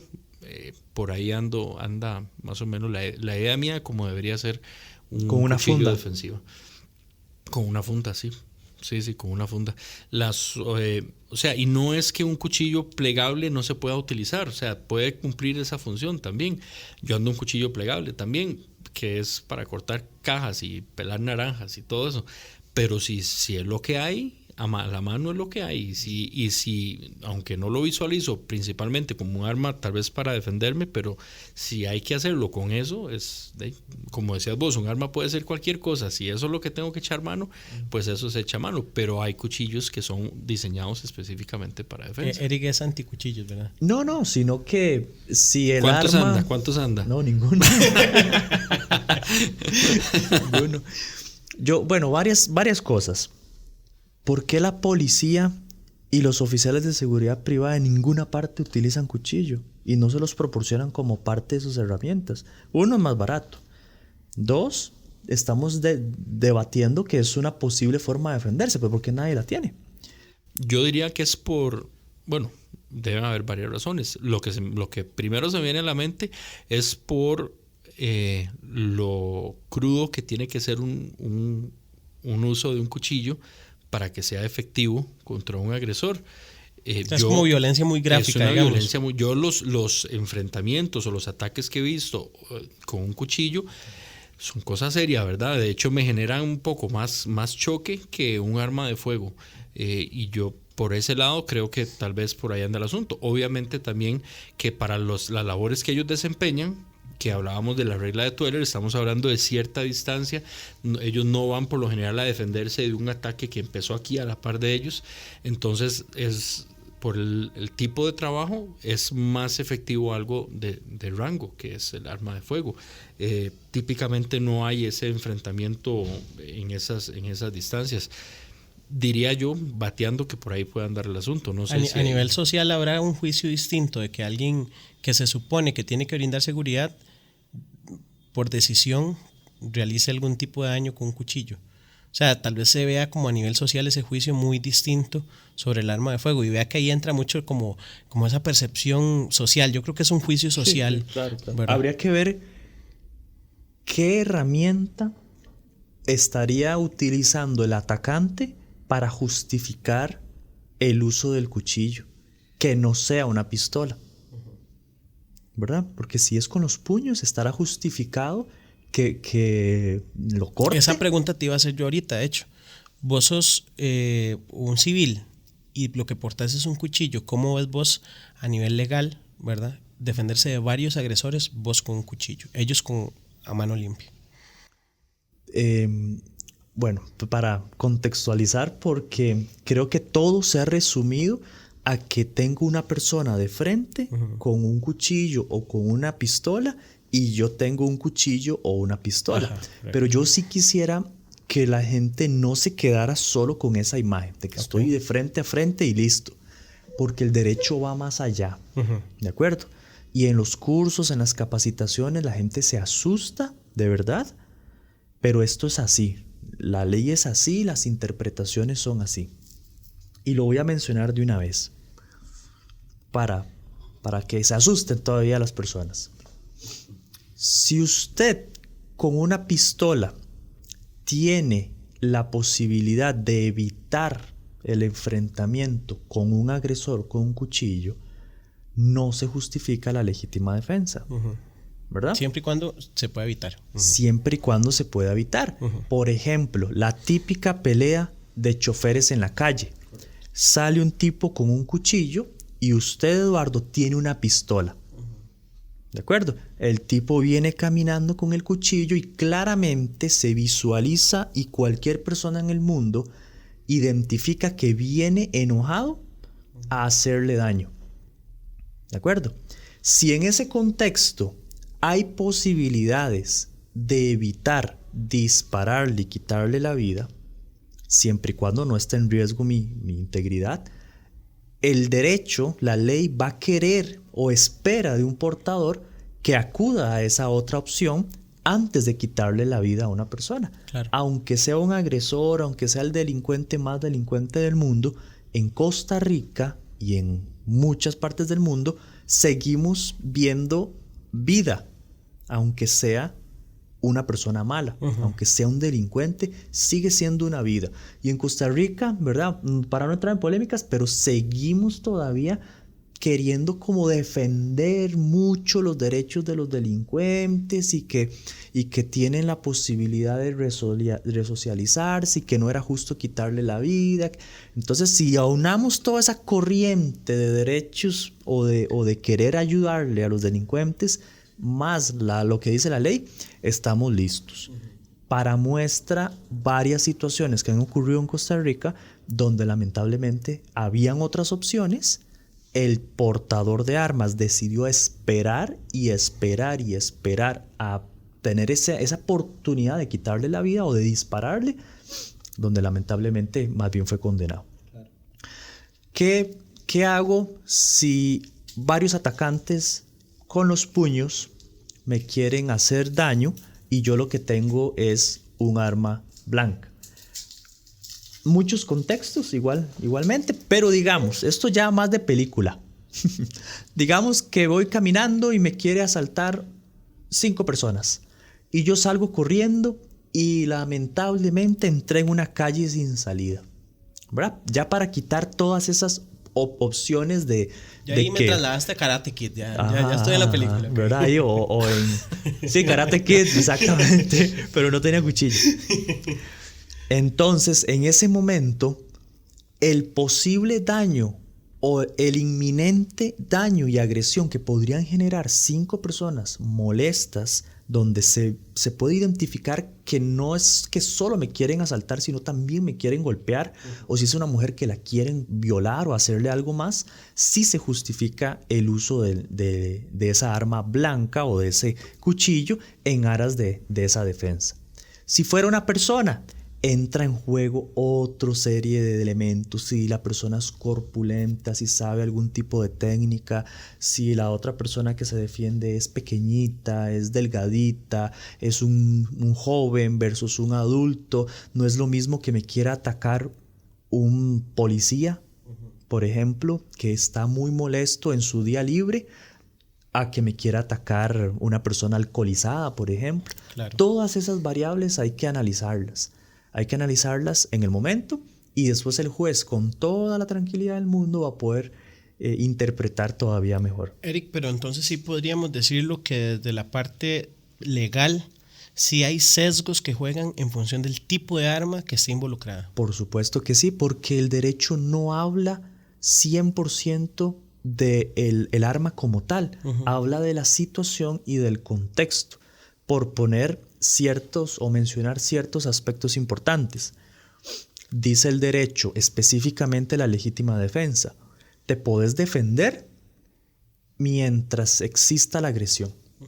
Después de la agresión ya no es posible defenderse. Pero ese es el nombre de agresión. El apellido sería arma, pistola, cuchillo y demás, ¿verdad? Porque así lo va a ver el juez, ¿cierto? O sea, es que siempre existe ese factor social humano de que hay jueces, como lo han mencionado en muchos episodios. Yo estoy seguro que ya está más que claro, pero para las personas que tal vez todavía o este episodio le parece muy interesante o nos están apenas conociendo, sí existe ese sesgo del juez de ver, ok, caso con pistola, caso con cuchillo, fue un bate, fue una silla, o sea, sí existe. Correcto, en el derecho se llama el juicio de reproche que realiza el juez. Interesante concepto para estudiarlo más. Para valorar, ¿verdad? Y lo hemos hablado en cursos y demás. No es lo mismo matar con un cuchillo que matar con una pistola, o matar a golpes, o matar con un ladrillo, o matar con una patada. O al primo que al vecino. No es lo mismo matar a un hombre que matar a una mujer, o matar a un adulto mayor o a un bebé. No es lo mismo matar al presidente o a Keylor Navas que matar a un habitante de calle. No es lo mismo. Sí, es que sí, suena es muy que es crudo, así. Sí. Y no es que una persona valga más que otra, sino que se analiza todo eso. No es lo mismo que maten entre 2 a que mate solo una persona. No es lo mismo una pelea callejera o en un bar a que una persona planee durante 3 días un asesinato. No es lo mismo disparar 2 veces a disparar 10. No es lo mismo una apuñalada a 10 apuñaladas. No es lo mismo apuñalarlo en las piernas que apuñalarlo en la cabeza o en el tórax, etc. Todo eso son elementos que hay que analizar como fiscales, defensores y jueces para interpretar, digamos, la voluntad que tenía de cometer el acto y para establecer la sanción inclusive. Claro. Todo esto es importante mencionarlo. Pero volviendo a la pregunta inicial, se valora mucho el riesgo que existe inminente. Y si usted me dice que son varios agresores en un contexto de que me quieren agredir, ¿verdad? No es que me quieren asaltar, sino que me quieren agredir directamente a mí. Sí, creo yo que podría estar justificada esa defensa con un cuchillo. Habría que ver qué pasa después. Claro. Si matas a los 5 con el cuchillo o si solo los hiere, ¿verdad? Entonces, son situaciones muy hipotéticas, hasta vacilonas, pero es que tenemos que esperar bien a que pase para analizar 1000 elementos. Qué interesante, Eric, porque yo sé que tal vez no tiene nada que ver directamente con esto, pero me remito a un caso. A Karate Kid. Ahorita, por ejemplo, nos has enseñado que primero pasa el delito y después se legisla en función de eso, ¿cierto? Ahorita para pandemia, no sé si recuerdan algunos casos, un video muy específico de una persona que le escupió en la cara a un oficial. Y para épocas de pandemia, o sea, para mí puede ser yo lo puedo percibir como incluso una forma de atentar contra mi salud y mi vida. Porque de ahí había la forma de contagio. Una forma más totalmente, o sea, el mundo estaba al revés y habría que ver entonces ahora qué pasa así, o sea, la saliva es un arma. Era una tentativa porque de ahí sí, o sea, al final de cuentas que homicidio por COVID. Bueno, pasaron muchos casos, ¿verdad? Que me imagino que ya la ley ya comenzó a analizar y decir, y de aquí en adelante, ¿qué pasa si se viene otra pandemia y cómo vamos a legislar en eso, ¿verdad? O sea, y van a existir nuevas armas, van a existir nuevos métodos, van a existir tipos o niveles de violencia y demás, y todo eso va a haber que ir aprendiendo de esas cosas para legislar. Y sí, un caso interesantísimo, porque no es lo mismo escupir a una persona antes de la pandemia o escupirle durante la pandemia. Eso agrava 100% mucho la situación. Inclusive, Erika, ahora que hablabas del tema de los jueces y el análisis que ellos tienen que hacer, también hay que lamentablemente aceptar o entender que hay muchos de ellos que no conocen lo que es la realidad de un enfrentamiento defensivo. Ellos estudiaron derecho, estudiaron leyes, saben lo que dice la ley, pero ver videos, canales, recursos, libros de estos temas, pues no. Entonces, algo tan que a nosotros nos suena tan absurdo como el que alguien diga tienen que dispararle a la pierna, hay jueces que perfectamente pueden considerar que esa era la respuesta lo único que tenía que hacer la persona. Y yo creo que yo aquí una vez yo lo conté, pero una vez estuve en un curso de legítima defensa donde era un ex juez de la República y dio el ejemplo que usted acaba de dar, el mismo ejemplo que usted acaba de dar. ¿Qué pasa si está en un callejón y no tiene para dónde irse y viene una persona con un cuchillo? El mismo ejemplo. Y como les comenté esa vez, él lo que dijo es, bueno, tal vez le podrían disparar en una pierna, le podrían disparar en una rodilla, así tal vez no lo matan. Literalmente eso fue lo que dijo ese señor, y era un ex juez de la República. Entonces eso me hizo a mí entender, pucha, si así piensa él, ¿cuántos más pensarán igual? ¿O cuántos más habrá enviado a la cárcel? ¿O cuántos habrá mandado a la cárcel con esa noción de película? Porque a final de cuentas es una noción de película, de que eso es un recurso viable y nosotros sabemos que pero no. Perdón, porque no hacemos un paréntesis y nos explicas un poco por qué no es recomendable disparar a una rodilla o a un brazo. Ya, no lo dejamos para otro episodio. No, va para otro episodio, pero dale un paréntesis así, dale algo un así. Brochazo, sí, dele. Bueno, hay razones de índole médico que, por decir algo, el concepto, la noción que se tiene o que tiene una persona que diga mejor dispárele a la pierna es para no matar a esa persona, a ese agresor. Se sabe que un impacto en extremidades puede ser perfectamente igual de letal que un impacto en zona, digamos, torácica. Y hay estadística al respecto. Correcto. Entonces, el yo tratar de disparar a la pierna no me asegura que esa persona no vaya a matar. Primer motivo. Eso por ese lado. Por otro lado, es un impacto muy difícil de lograr. Peor si la persona viene corriendo o avanzando, caminando hacia usted. El que ha disparado en un polígono y entrenado, digamos, como se debe entrenar, sabe que eso es un disparo muy difícil de lograr, porque estamos hablando de una zona que está en movimiento, y por eso también no se recomienda a un blanco en movimiento disparar, buscar la cabeza, porque es un disparo muy difícil. O sea, el disparo de salvar al rehén mientras lo tiene el agresor atrás, eso también es de película. Yo sé que lo vamos a hablar, pero todavía esa situación del rehén, a veces, o lo que ha pasado es que los dos están quietos, el tirador y el rehén. Ajá, y el agresor. Correcto. Entonces todavía, pero es que si viene una persona corriendo hacia mí y yo también no me altero. Es un impacto muy complicado, es un impacto muy difícil de lograr. Y que tampoco garantiza que el agresor cese. Que el agresor vaya a cesar, sí. Esa noción de salvaguardar la integridad del agresor o el delincuente está poniendo prioridad a la vida de ese agresor, no a mi vida. Si yo tengo que usar mi arma de fuego es porque corre peligro mi vida o la de mi familia o la de una persona, y hay un atentado contra la vida de alguien más. Entonces, la vida de ese agresor no es mi prioridad. Mi prioridad es detener la amenaza de la forma más efectiva posible que se pueda. O sea, repeler y que esa persona pare la agresión. Y impactos en extremidades no es la forma de lograr eso. Y eso sumando también, Esteban, que nadie, por lo menos de las personas que yo conozco dentro del gremio, se entrenan a la hora de hacer un disparo para matar a alguien. Y eso sí es ser muy tajante, ¿verdad? O sea, yo nunca he ido a un curso en donde le dicen, así se mata a una persona. Eso porque hay que diferenciar entre la intención de detener una agresión y que la persona, por causa de un disparo, murió. Porque, o sea, si la doctrina dice que es que hay que disparar al centro de masa porque se neutraliza más rápido la amenaza. Es el enfoque que se le da. Es correcto. Pero yo nunca he ido a un curso donde me digan que le dispare a los brazos o a las piernas, tampoco. Tampoco. Es que eso es una noción que bueno, yo creo que ni siquiera los instructores más malos tienen esa noción.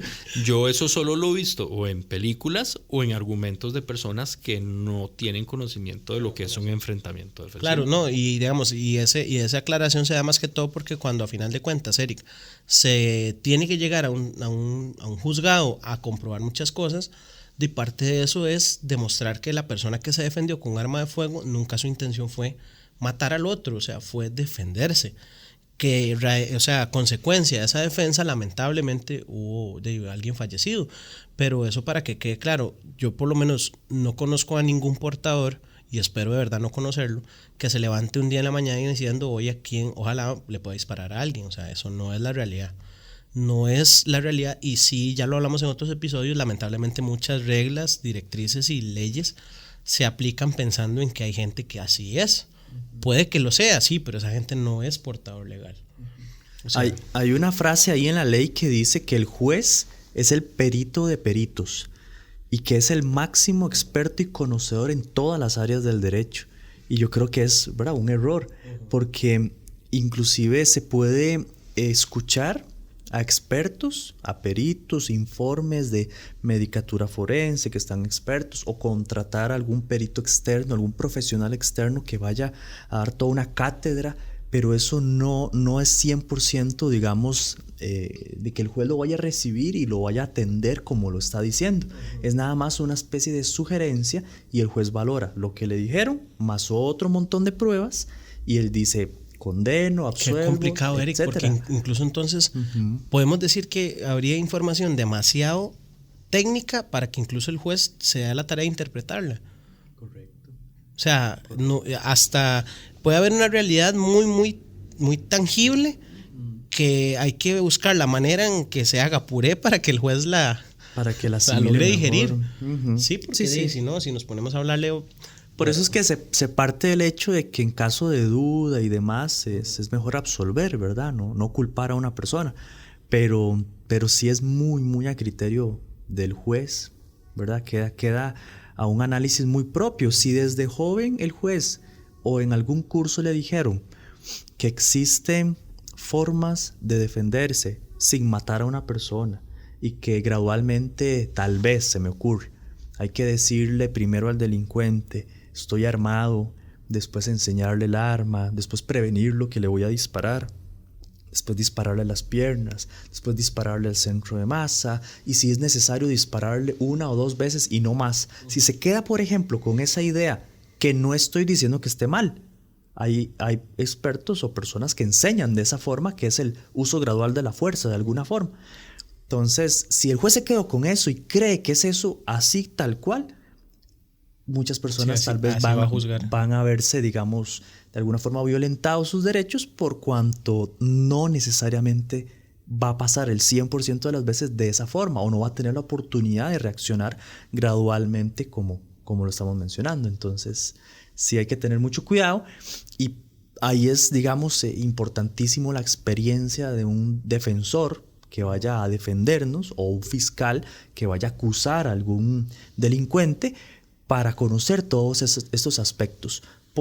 Solo por mencionar ya lo último, ningún juez, por ejemplo, llevan en todo su conocimiento, su profesión, su materia, por ejemplo, las partes de un arma de fuego.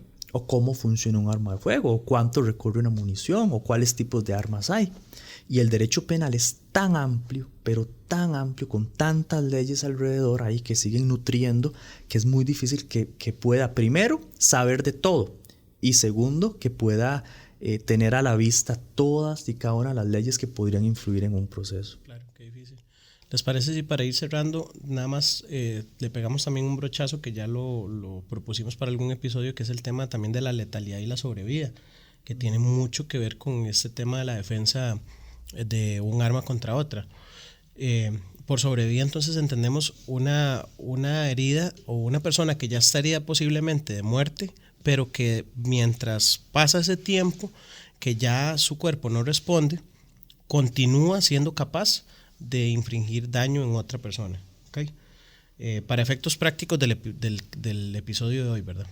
Sí, puede ser por segundos, minutos, dicen que es adrenalina, etcétera, pero sí, ¿verdad? Hay muchos videos. Con todos los antecedentes de la persona, ¿verdad? Si es una persona atlética, la edad, el género de la persona, dónde sufrió la herida, el impacto.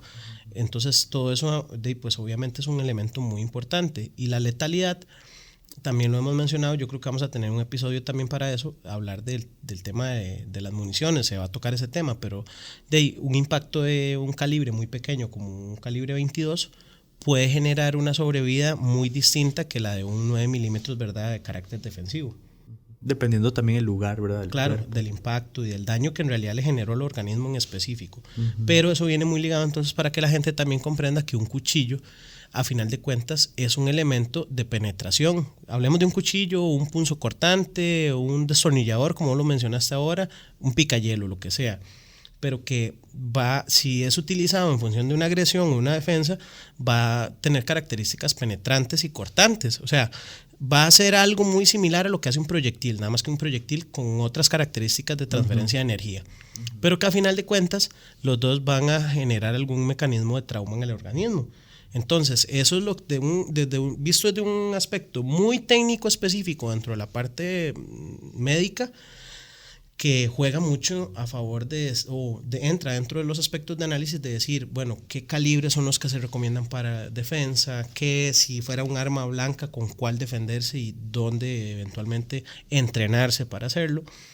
¿Qué les parece esto? O sea, este tema es muy, muy técnico y muy específico, pero hay que comentárselo por encima a la gente. Y el tema de la sobrevida creo que no está tomándose en cuenta cuando se habla de la regla de Tueller, ¿verdad? Ahí se trae abajo. Ahí se viene abajo todo, porque la regla de Tueller parte del primer impacto, nada más. Y si ese primer impacto no lo detiene, o si el impacto dio, digamos, en una vía sanguínea principal, digamos, alguna vía principal, y hay un sangrado importante, ¿cuánto va a durar esa persona? Y es que hay videos y ejemplos de ejemplos. El video más rápido que yo he visto de una persona ya digamos caer totalmente inconsciente por pérdida masiva de sangre fue de 49 segundos con un impacto de herida en la pierna, un impacto de bala. Desde el momento en el que se le dispara hasta que ya cae inconsciente, 49 segundos. Sí, fue en una vena principal. Ajá, entonces, sí, un vaso grande, ¿verdad? Y la herida, pues obviamente con características específicas. Pero aún así, si nos vamos al tema del cuchillo, imagínense, 49 segundos en comparación de 1.5, ¿cuántas veces esa persona vuelve? Sí, inclusive tomando en cuenta el tema de como decía Eric, la adrenalina que está experimentando esa persona. Sabemos y hay casos de personas que han hecho cosas que se consideran hasta casi sobrehumanas posibles a partir de adrenalina.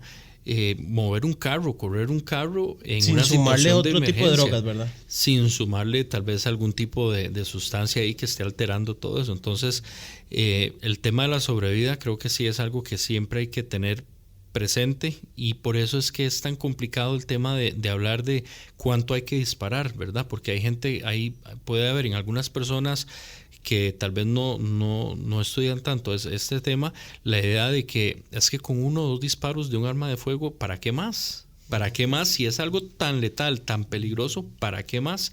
Pero es que, como decía Eduardo, uno no dispara necesariamente para matar, pero sí para detener la agresión. Entonces, con el tema de la sobrevida, hay que defenderse hasta que se detenga la agresión. ¿Cuándo se detiene la agresión? Bueno, cuando ya no es una amenaza para mí, y esa sobrevida le puede dar a esa persona segundos de sobra mientras está haciendo todavía un peligro. Hay un video que, si no me equivoco, lo subí yo un día estos a la página, es muy reciente, de una persona que está en la casa, oye un ruido y sale a asomarse, se ve en la cámara de seguridad, es un señor mayor, sale a asomarse y no ve nada.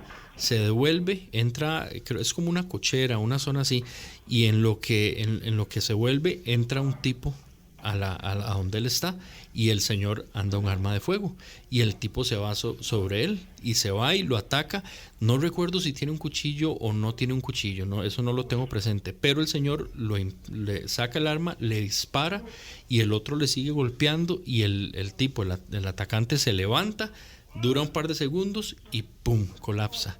Entonces, todo ese rato, yo creo que no tenía un cuchillo, porque si hubiera tenido un cuchillo, todo ese rato, desde el momento en el que el señor realiza las detonaciones, lo impacta en una zona que resultó ser vital, un impacto letal, pero duró varios segundos en los que con un cuchillo perfectamente ese señor no lo hubiera contado, porque el atacante siguió golpeándolo y siguió encima de él hasta que se levantó y ¡prum!, colapsó. Tal vez ahí lo meto un toquecito ahí en el recuadro. Tal vez meter unos 2-3 videitos.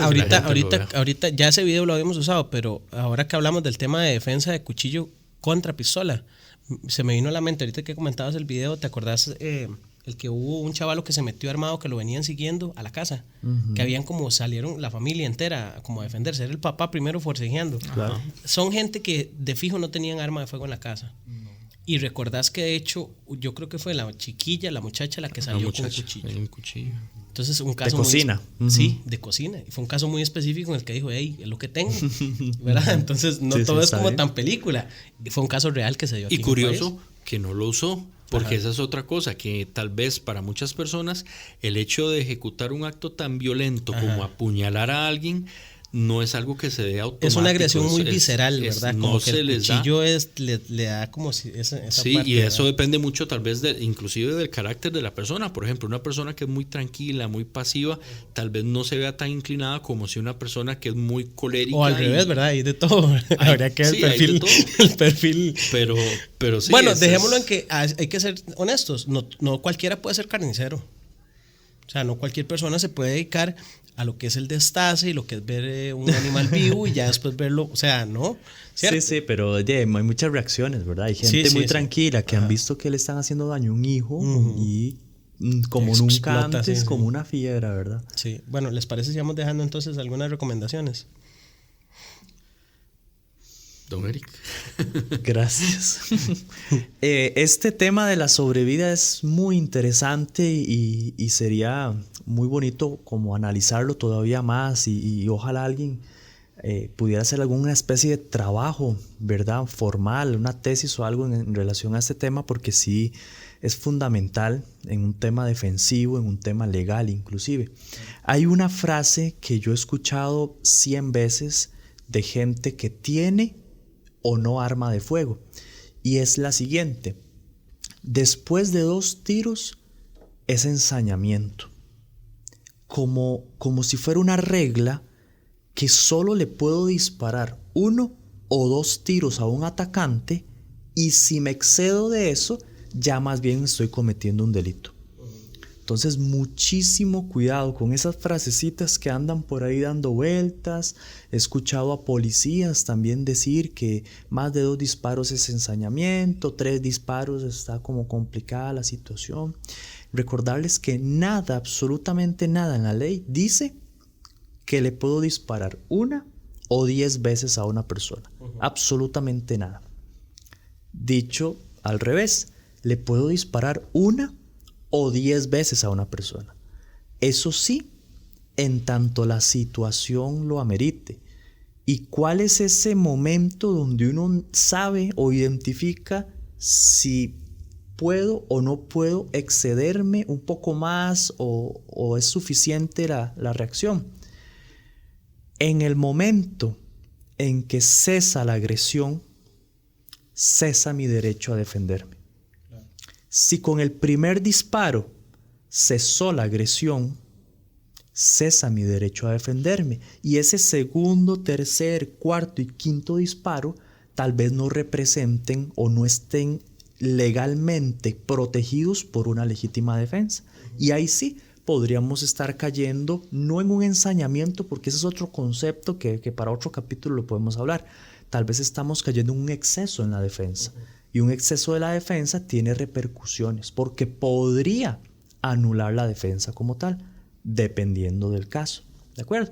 Hace unas semanas atrás sucedió algo con 2 oficiales de fuerza pública que se presentan a una casa, ya hablamos del caso, y donde una persona sale con un cuchillo, un machete, etcétera, después de haber herido a la pareja sentimental.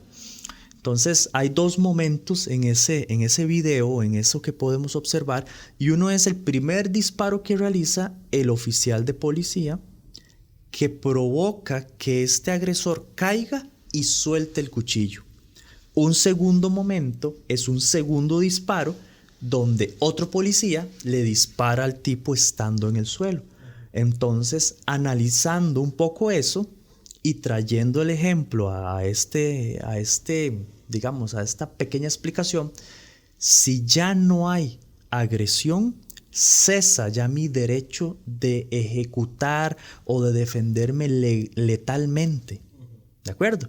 Si le disparo una vez, 2, 3, 4 y sigue existiendo un riesgo porque hay una sobrevida o porque fallé los tiros o porque todos se los di en una pierna y apenas lo rozaron, lo que sea, y necesito inclusive disparar 8, 9 veces, si fue necesario porque se logra determinar que sí existía una agresión o era inminente una agresión, totalmente justificado. Entonces, chao, adiós a esa frasecita de que 2 tiros, 3 tiros o solo un tiro en la cabeza, tienen que ser en las piernas. Eso no existe ante la ley. Es lo que la situación vaya a exigirme a razón de la defensa. Y hay un desconocimiento muy, muy generalizado por los jueces, fiscales y defensores en estos temas, no tanto en la ley, sino en la técnica como tal. Y eso es donde todos nosotros como portadores también tenemos que ir haciendo algo para ir educando, para ir culturalizando todo este tema. Y esto es lo que queremos hacer. Y entonces recalcar la importancia de este tipo de espacios, Eric, porque eso puede estar motivando a alguien a decir, mira, no existe esto, voy a hacerlo. Y eso puede ser un precedente de aquí en adelante para que a nivel técnico, teórico, claro, se comience a corregir un montón de cosas. Entonces, bueno, pues ahí queda la... Qué lindo que, por ejemplo, no necesariamente un estudiante de derecho o algo que tenga que hacer una tesis, sino un portador que un día diga, yo quiero hacer una investigación, claro, y presentar esto y discutir esto y leer y ver videos y plasmar teoría, experiencias y demás en un documento que hasta podría publicarse, podría imprimirse y sería, digamos, de mucho provecho para muchas personas en muchos temas. Claro, y si fuera así el caso, pues que cuenta con nuestro apoyo, ¿verdad? Porque claro, aquí estamos es para obviamente crecer. Inclusive es muy interesante esto que vos mencionás de si con un disparo cesa la amenaza o 2 disparos cesa la amenaza, hasta ahí llegó la agresión. Pero, y no digo que no, pero es interesante porque una vez leía un estudio que igual ahí voy a poner el link para la persona que quiera leerlo, de que hacía una persona sobre, porque por ejemplo en Estados Unidos los oficiales de policía son muy cuestionados cuando se da un evento en el que tienen que accionar sus armas y resulta que es la persona, que hay varios oficiales y cada oficial realizó 10, 15, 20 y en total tiros. Fueron 200 tiros. Y eso es muy cuestionado allá, y esa persona realizó un estudio de cuánto es normalmente el tiempo de reacción para parar de realizar disparos cuando usted identifica que ya no hay una amenaza, porque Eduardo ahora mencionaba que del momento en el que se empieza ese proceso, ese mecanismo, ese proceso segundo mental y medio, de que hay una amenaza, tengo que desenfundar hasta ya sacar el arma, segundo y medio, pero hay una contraparte, ¿verdad? Que es ese proceso mental para detectar que ya no hay una amenaza. El frenado y la inercia de la agresión. Y andaba por ahí, según, no recuerdo muy bien si era segundo defensa. Y medio, 2 segundos. ¿Cuántos disparos puede realizar una persona en un segundo y medio, 2 segundos? segundos. Y esos son disparos que pueden decir, estuvieron de más, pero tal vez no fueron que estuvieron de más, fue que simplemente la persona, ese proceso mental, al decir el cerebro, ya no hay una amenaza, deje de disparar, tardó ese momento en el que se realizaron esos disparos. Entonces, son todos los es un tema muy fino, ya ahí estamos profundo. Sí. Imagínese un caso legal de legítima defensa que usted llega con eso a un juez y va a perdido, o sea, él no va a entender ese tiempo que dura, un segundo que dura en reaccionar, pero un segundo hizo 3 veces. Es correcto, sí, y es bueno, entonces es un aspecto también a llamar, y aquí cada vez nos vamos volviendo un poquito más específicos, incisivos en cada uno de los temas, de que entonces hay que también, Eric, a entrenarse y aprender a cuándo y por qué no disparar. Yo creo que yo tengo un lema, o sea, yo en la parte, por ejemplo, de protección a personas, a mí me encanta ese tema, me fascina, pero fue porque más allá de ejercer como profesión, que sí, es una profesión muy noble y muy bonito y demás, pero yo me metí en eso por el hecho de decir, aprender a no disparar. Porque un agente de protección profesional no tiene que depender siempre de su arma. Y en el perfil de cursos en donde yo encontré eso fue en PMI, mal llamado PMI, PPMI, aquí en el país. ¿Por qué? Porque es donde te enseñan a un montón de herramientas que no es irse a lo matón al arma de fuego. Entonces son aspectos muy puntuales que yo le recomendaría a la gente, busque capacitarse con especialistas, ¿verdad? Que te muestren otras alternativas, porque cuando ya toca es bailar con la más fea, o sea, el uso del arma de fuego, y voy a parafrasear a Juanelgue, que estuvo aquí, que en algún momento me dijo en una capacitación, lo más difícil que puede haber de usar un arma de fuego es tener que dispararle a otra persona. O sea, esa parte yo calculo que hay gente que todavía no la dimensiona, que en el momento en el que vos tenés que hacerlo, eso te va a marcar la vida, o sea, te va a cambiar. Ya le tuviste que hacer por voluntad propia o por una defensa o lo que sea, daño a otra persona. Y eso yo creo que lo marca uno. Me imagino que los que nos han comentado aquí que se han tenido que defender, la misma persona que el día que se levantó antes de que pasara no es. Sí, Arturo lo mencionó, ¿verdad? Sí. Que tuvo atención psicológica. Y David también, ¿verdad? Todo el proceso que ha tenido que pasar y demás. Entonces, yo creo que siempre es un llamado. Y ahorita Esteban mencionó un tema muy interesante, ¿verdad? De que muchas cosas se dan y la gente cree que es dar por un hecho que usted va a interpretar siempre cuando tiene que dejar de disparar, y no es así. Y todo eso es entrenable. Entonces quiere decir que hay un montón de cosas más, hacerle el llamado a la gente de entrenar. Yo, para hacer mi cierre y dejar una recomendación, me voy por el lado de la parte legal que Eric mencionaba ahora, tan importante. Vean, gente, si nosotros como la principal persona afectada dentro de un proceso que eventualmente, Dios no lo quiera, me tenga que defender, creo que el mejor defensor voy a ser yo mismo para mi persona. Entonces, ¿a qué voy con esto? Que si yo no soy consciente que todos estos temas existen, yo menos le voy a poder hablar a mi abogado, mi defensor, vea, es que argumentemos tal y tal cosa, porque no puedo esperar a que el abogado tampoco sea el especialista, como vos decís, perito, ¿verdad?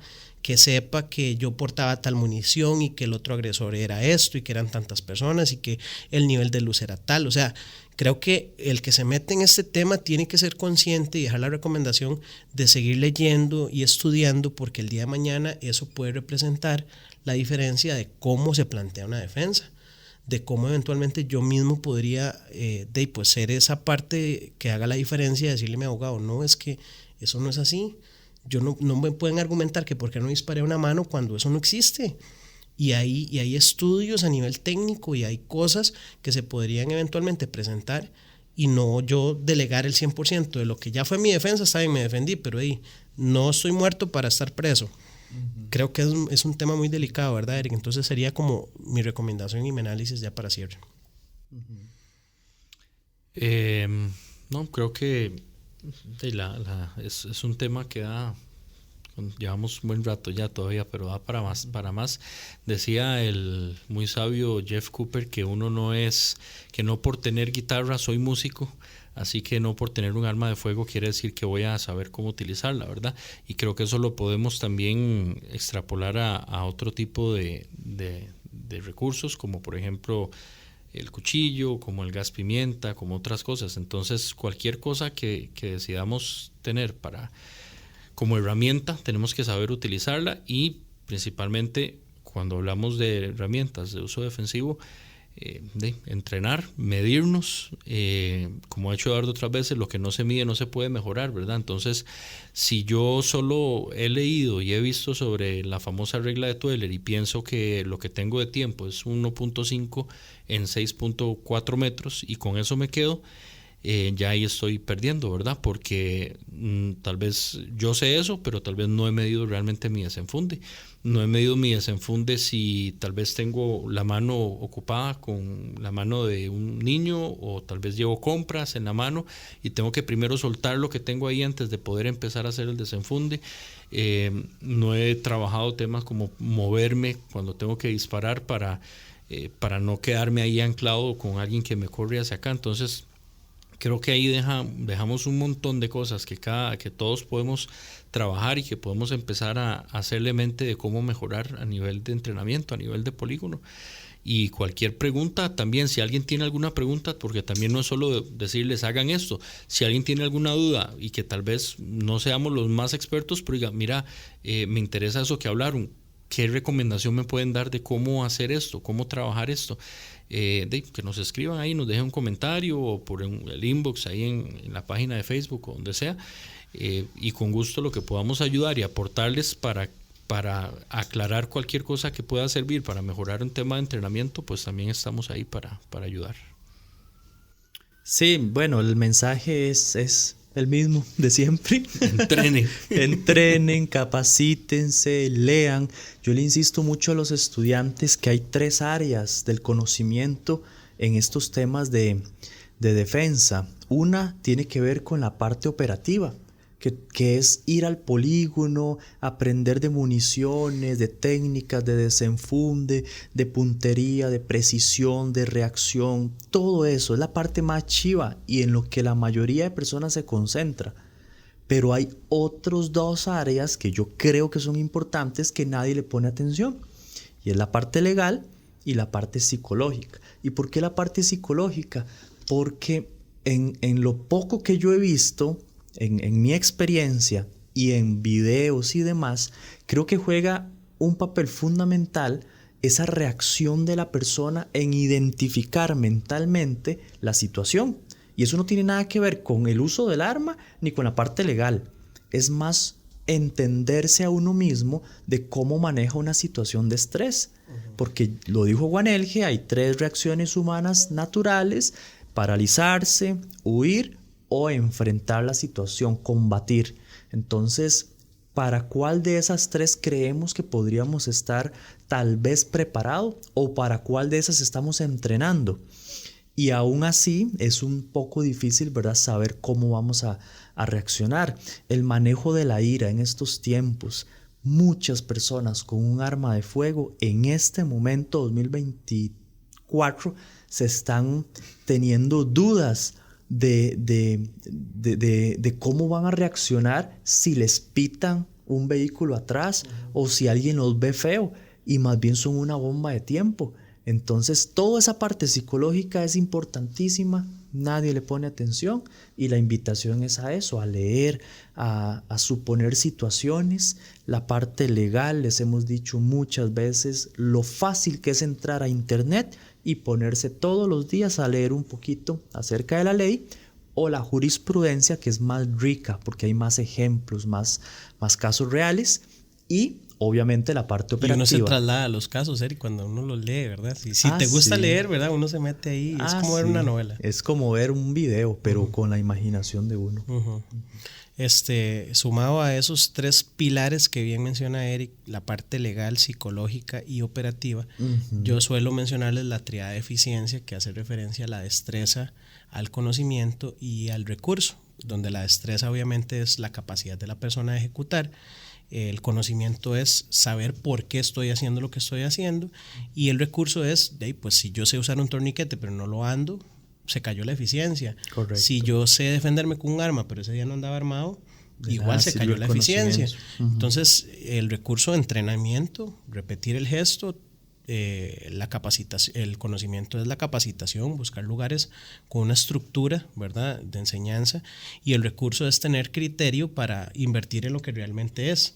nada hago yo con forrarme con un cinturón de Batman, ¿verdad? Si a final de cuentas no voy a saber ni qué ando ni para qué lo uso. O de mala calidad. Sí, y muchas cosas. O incluso de exceso de calidad, ¿verdad? Compro lo más caro y nunca entreno. Entonces, eso tal vez también dejárselos ahí como punto de partida.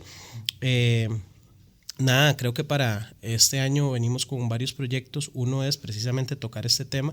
Vamos a proponer unas fechas que vamos a estar anunciando de capacitación en este tema en específico, unos ejercicios que vamos a estar haciendo ahí en el 38 especial y esperemos que nos apoyen, que nos acompañen. Y esto es importante tal vez también recalcarlo, Eric. Nosotros no venimos aquí a pretender ser expertos en todo, ¿verdad? Sino que simple y sencillamente intentamos transmitir pues lo que también se ha invertido a través de los años de formarnos, y además de eso, que un proyecto de estos pues también requiere de pues inversión, ¿verdad? En este caso nosotros pues intentamos sostenerlo y estamos proponiendo interactuar un poco con la gente, proponer algunas capacitaciones que ya han habido personas que nos han dicho que cuando sacan una charla. La gente está pidiendo capacitaciones, entonces creo que podemos aportar ese granito de arena, y lo que siempre les decimos, o sea, lleven la capacitación, agarren lo mejor, si algo no les pareció, perfecto, no somos, ¿verdad?, lo mejor de lo mejor, pero agarren y tomen lo bueno, vayan a otra, agarren y tomen lo bueno y empiecen a comparar, al fin y al cabo empiecen a comparar y a tomar lo mejor de cada uno. Y échenlo a su saco. Correcto. Yo agradecerles igual por el espacio de hoy, siento que la charla de hoy estuvo bastante amena, ¿verdad? Profunda estuvo. Sí, estuvo interesante. Sí, mencionar que se nos olvidó la sección de preguntas, pero para no extendernos mucho, dejémosla ahí pendiente, porque sí había una pregunta, pero la retomamos en el próximo episodio. Perfecto. Igual también se le preguntó bastante a Eric ahora qué pasaría si, ¿verdad? No, está bien. De verdad que el tema es muy amplio y deja muchas aristas, ¿verdad? Para seguir analizando, para seguir hablando entonces sí de qué cuchillo portar, o si el gas pimienta puede servir como una herramienta para otras cosas. O sea, es muy, muy, muy amplio, ¿verdad? Para seguirlo analizando. Dejamos entonces la frasecita del día de hoy. Elige tus batallas sabiamente, no todas las cosas merecen tu tiempo y tu energía. ¿De quién es? Esa es de Marco Aurelio. El famoso Marco Aurelio. Entonces, elegir también, ¿verdad? Cuándo cuchillo, cuándo pistola, cuándo ninguna. Cuándo correr. Esa iba a decir. Se nos quedó por fuera, ¿verdad? Hay videillos ahí, tipo meme, que dice la mejor defensa contra el cuchillo, y lo que sale es alguien pegando un carrerón. De hecho, la técnica se llama, ¿cómo es? Fast, ¿cómo es? Learn to run fast. Aprende a correr rápido. Sí, por ahí anda ahí Murillo no la pone en letras. Aquí me la pone. Sí. Learn to run fast. Esa es la mejor técnica que hay contra un cuchillo. Y no deja de ser. Y en eso se resume el episodio. ¿Le sacan cuchillo? Pero si es una calle sin salida. La de Neo, Matrix. Muy bien. Vamos. Nos vemos. Muchas gracias. What's up, guys? Mr. Obnoxious, Special Forces Navy SEAL Ranger here to show you a couple knife defenses. One in particular. Now, I'm just going to go full speed on this. So pay attention and hope you learn something. Good.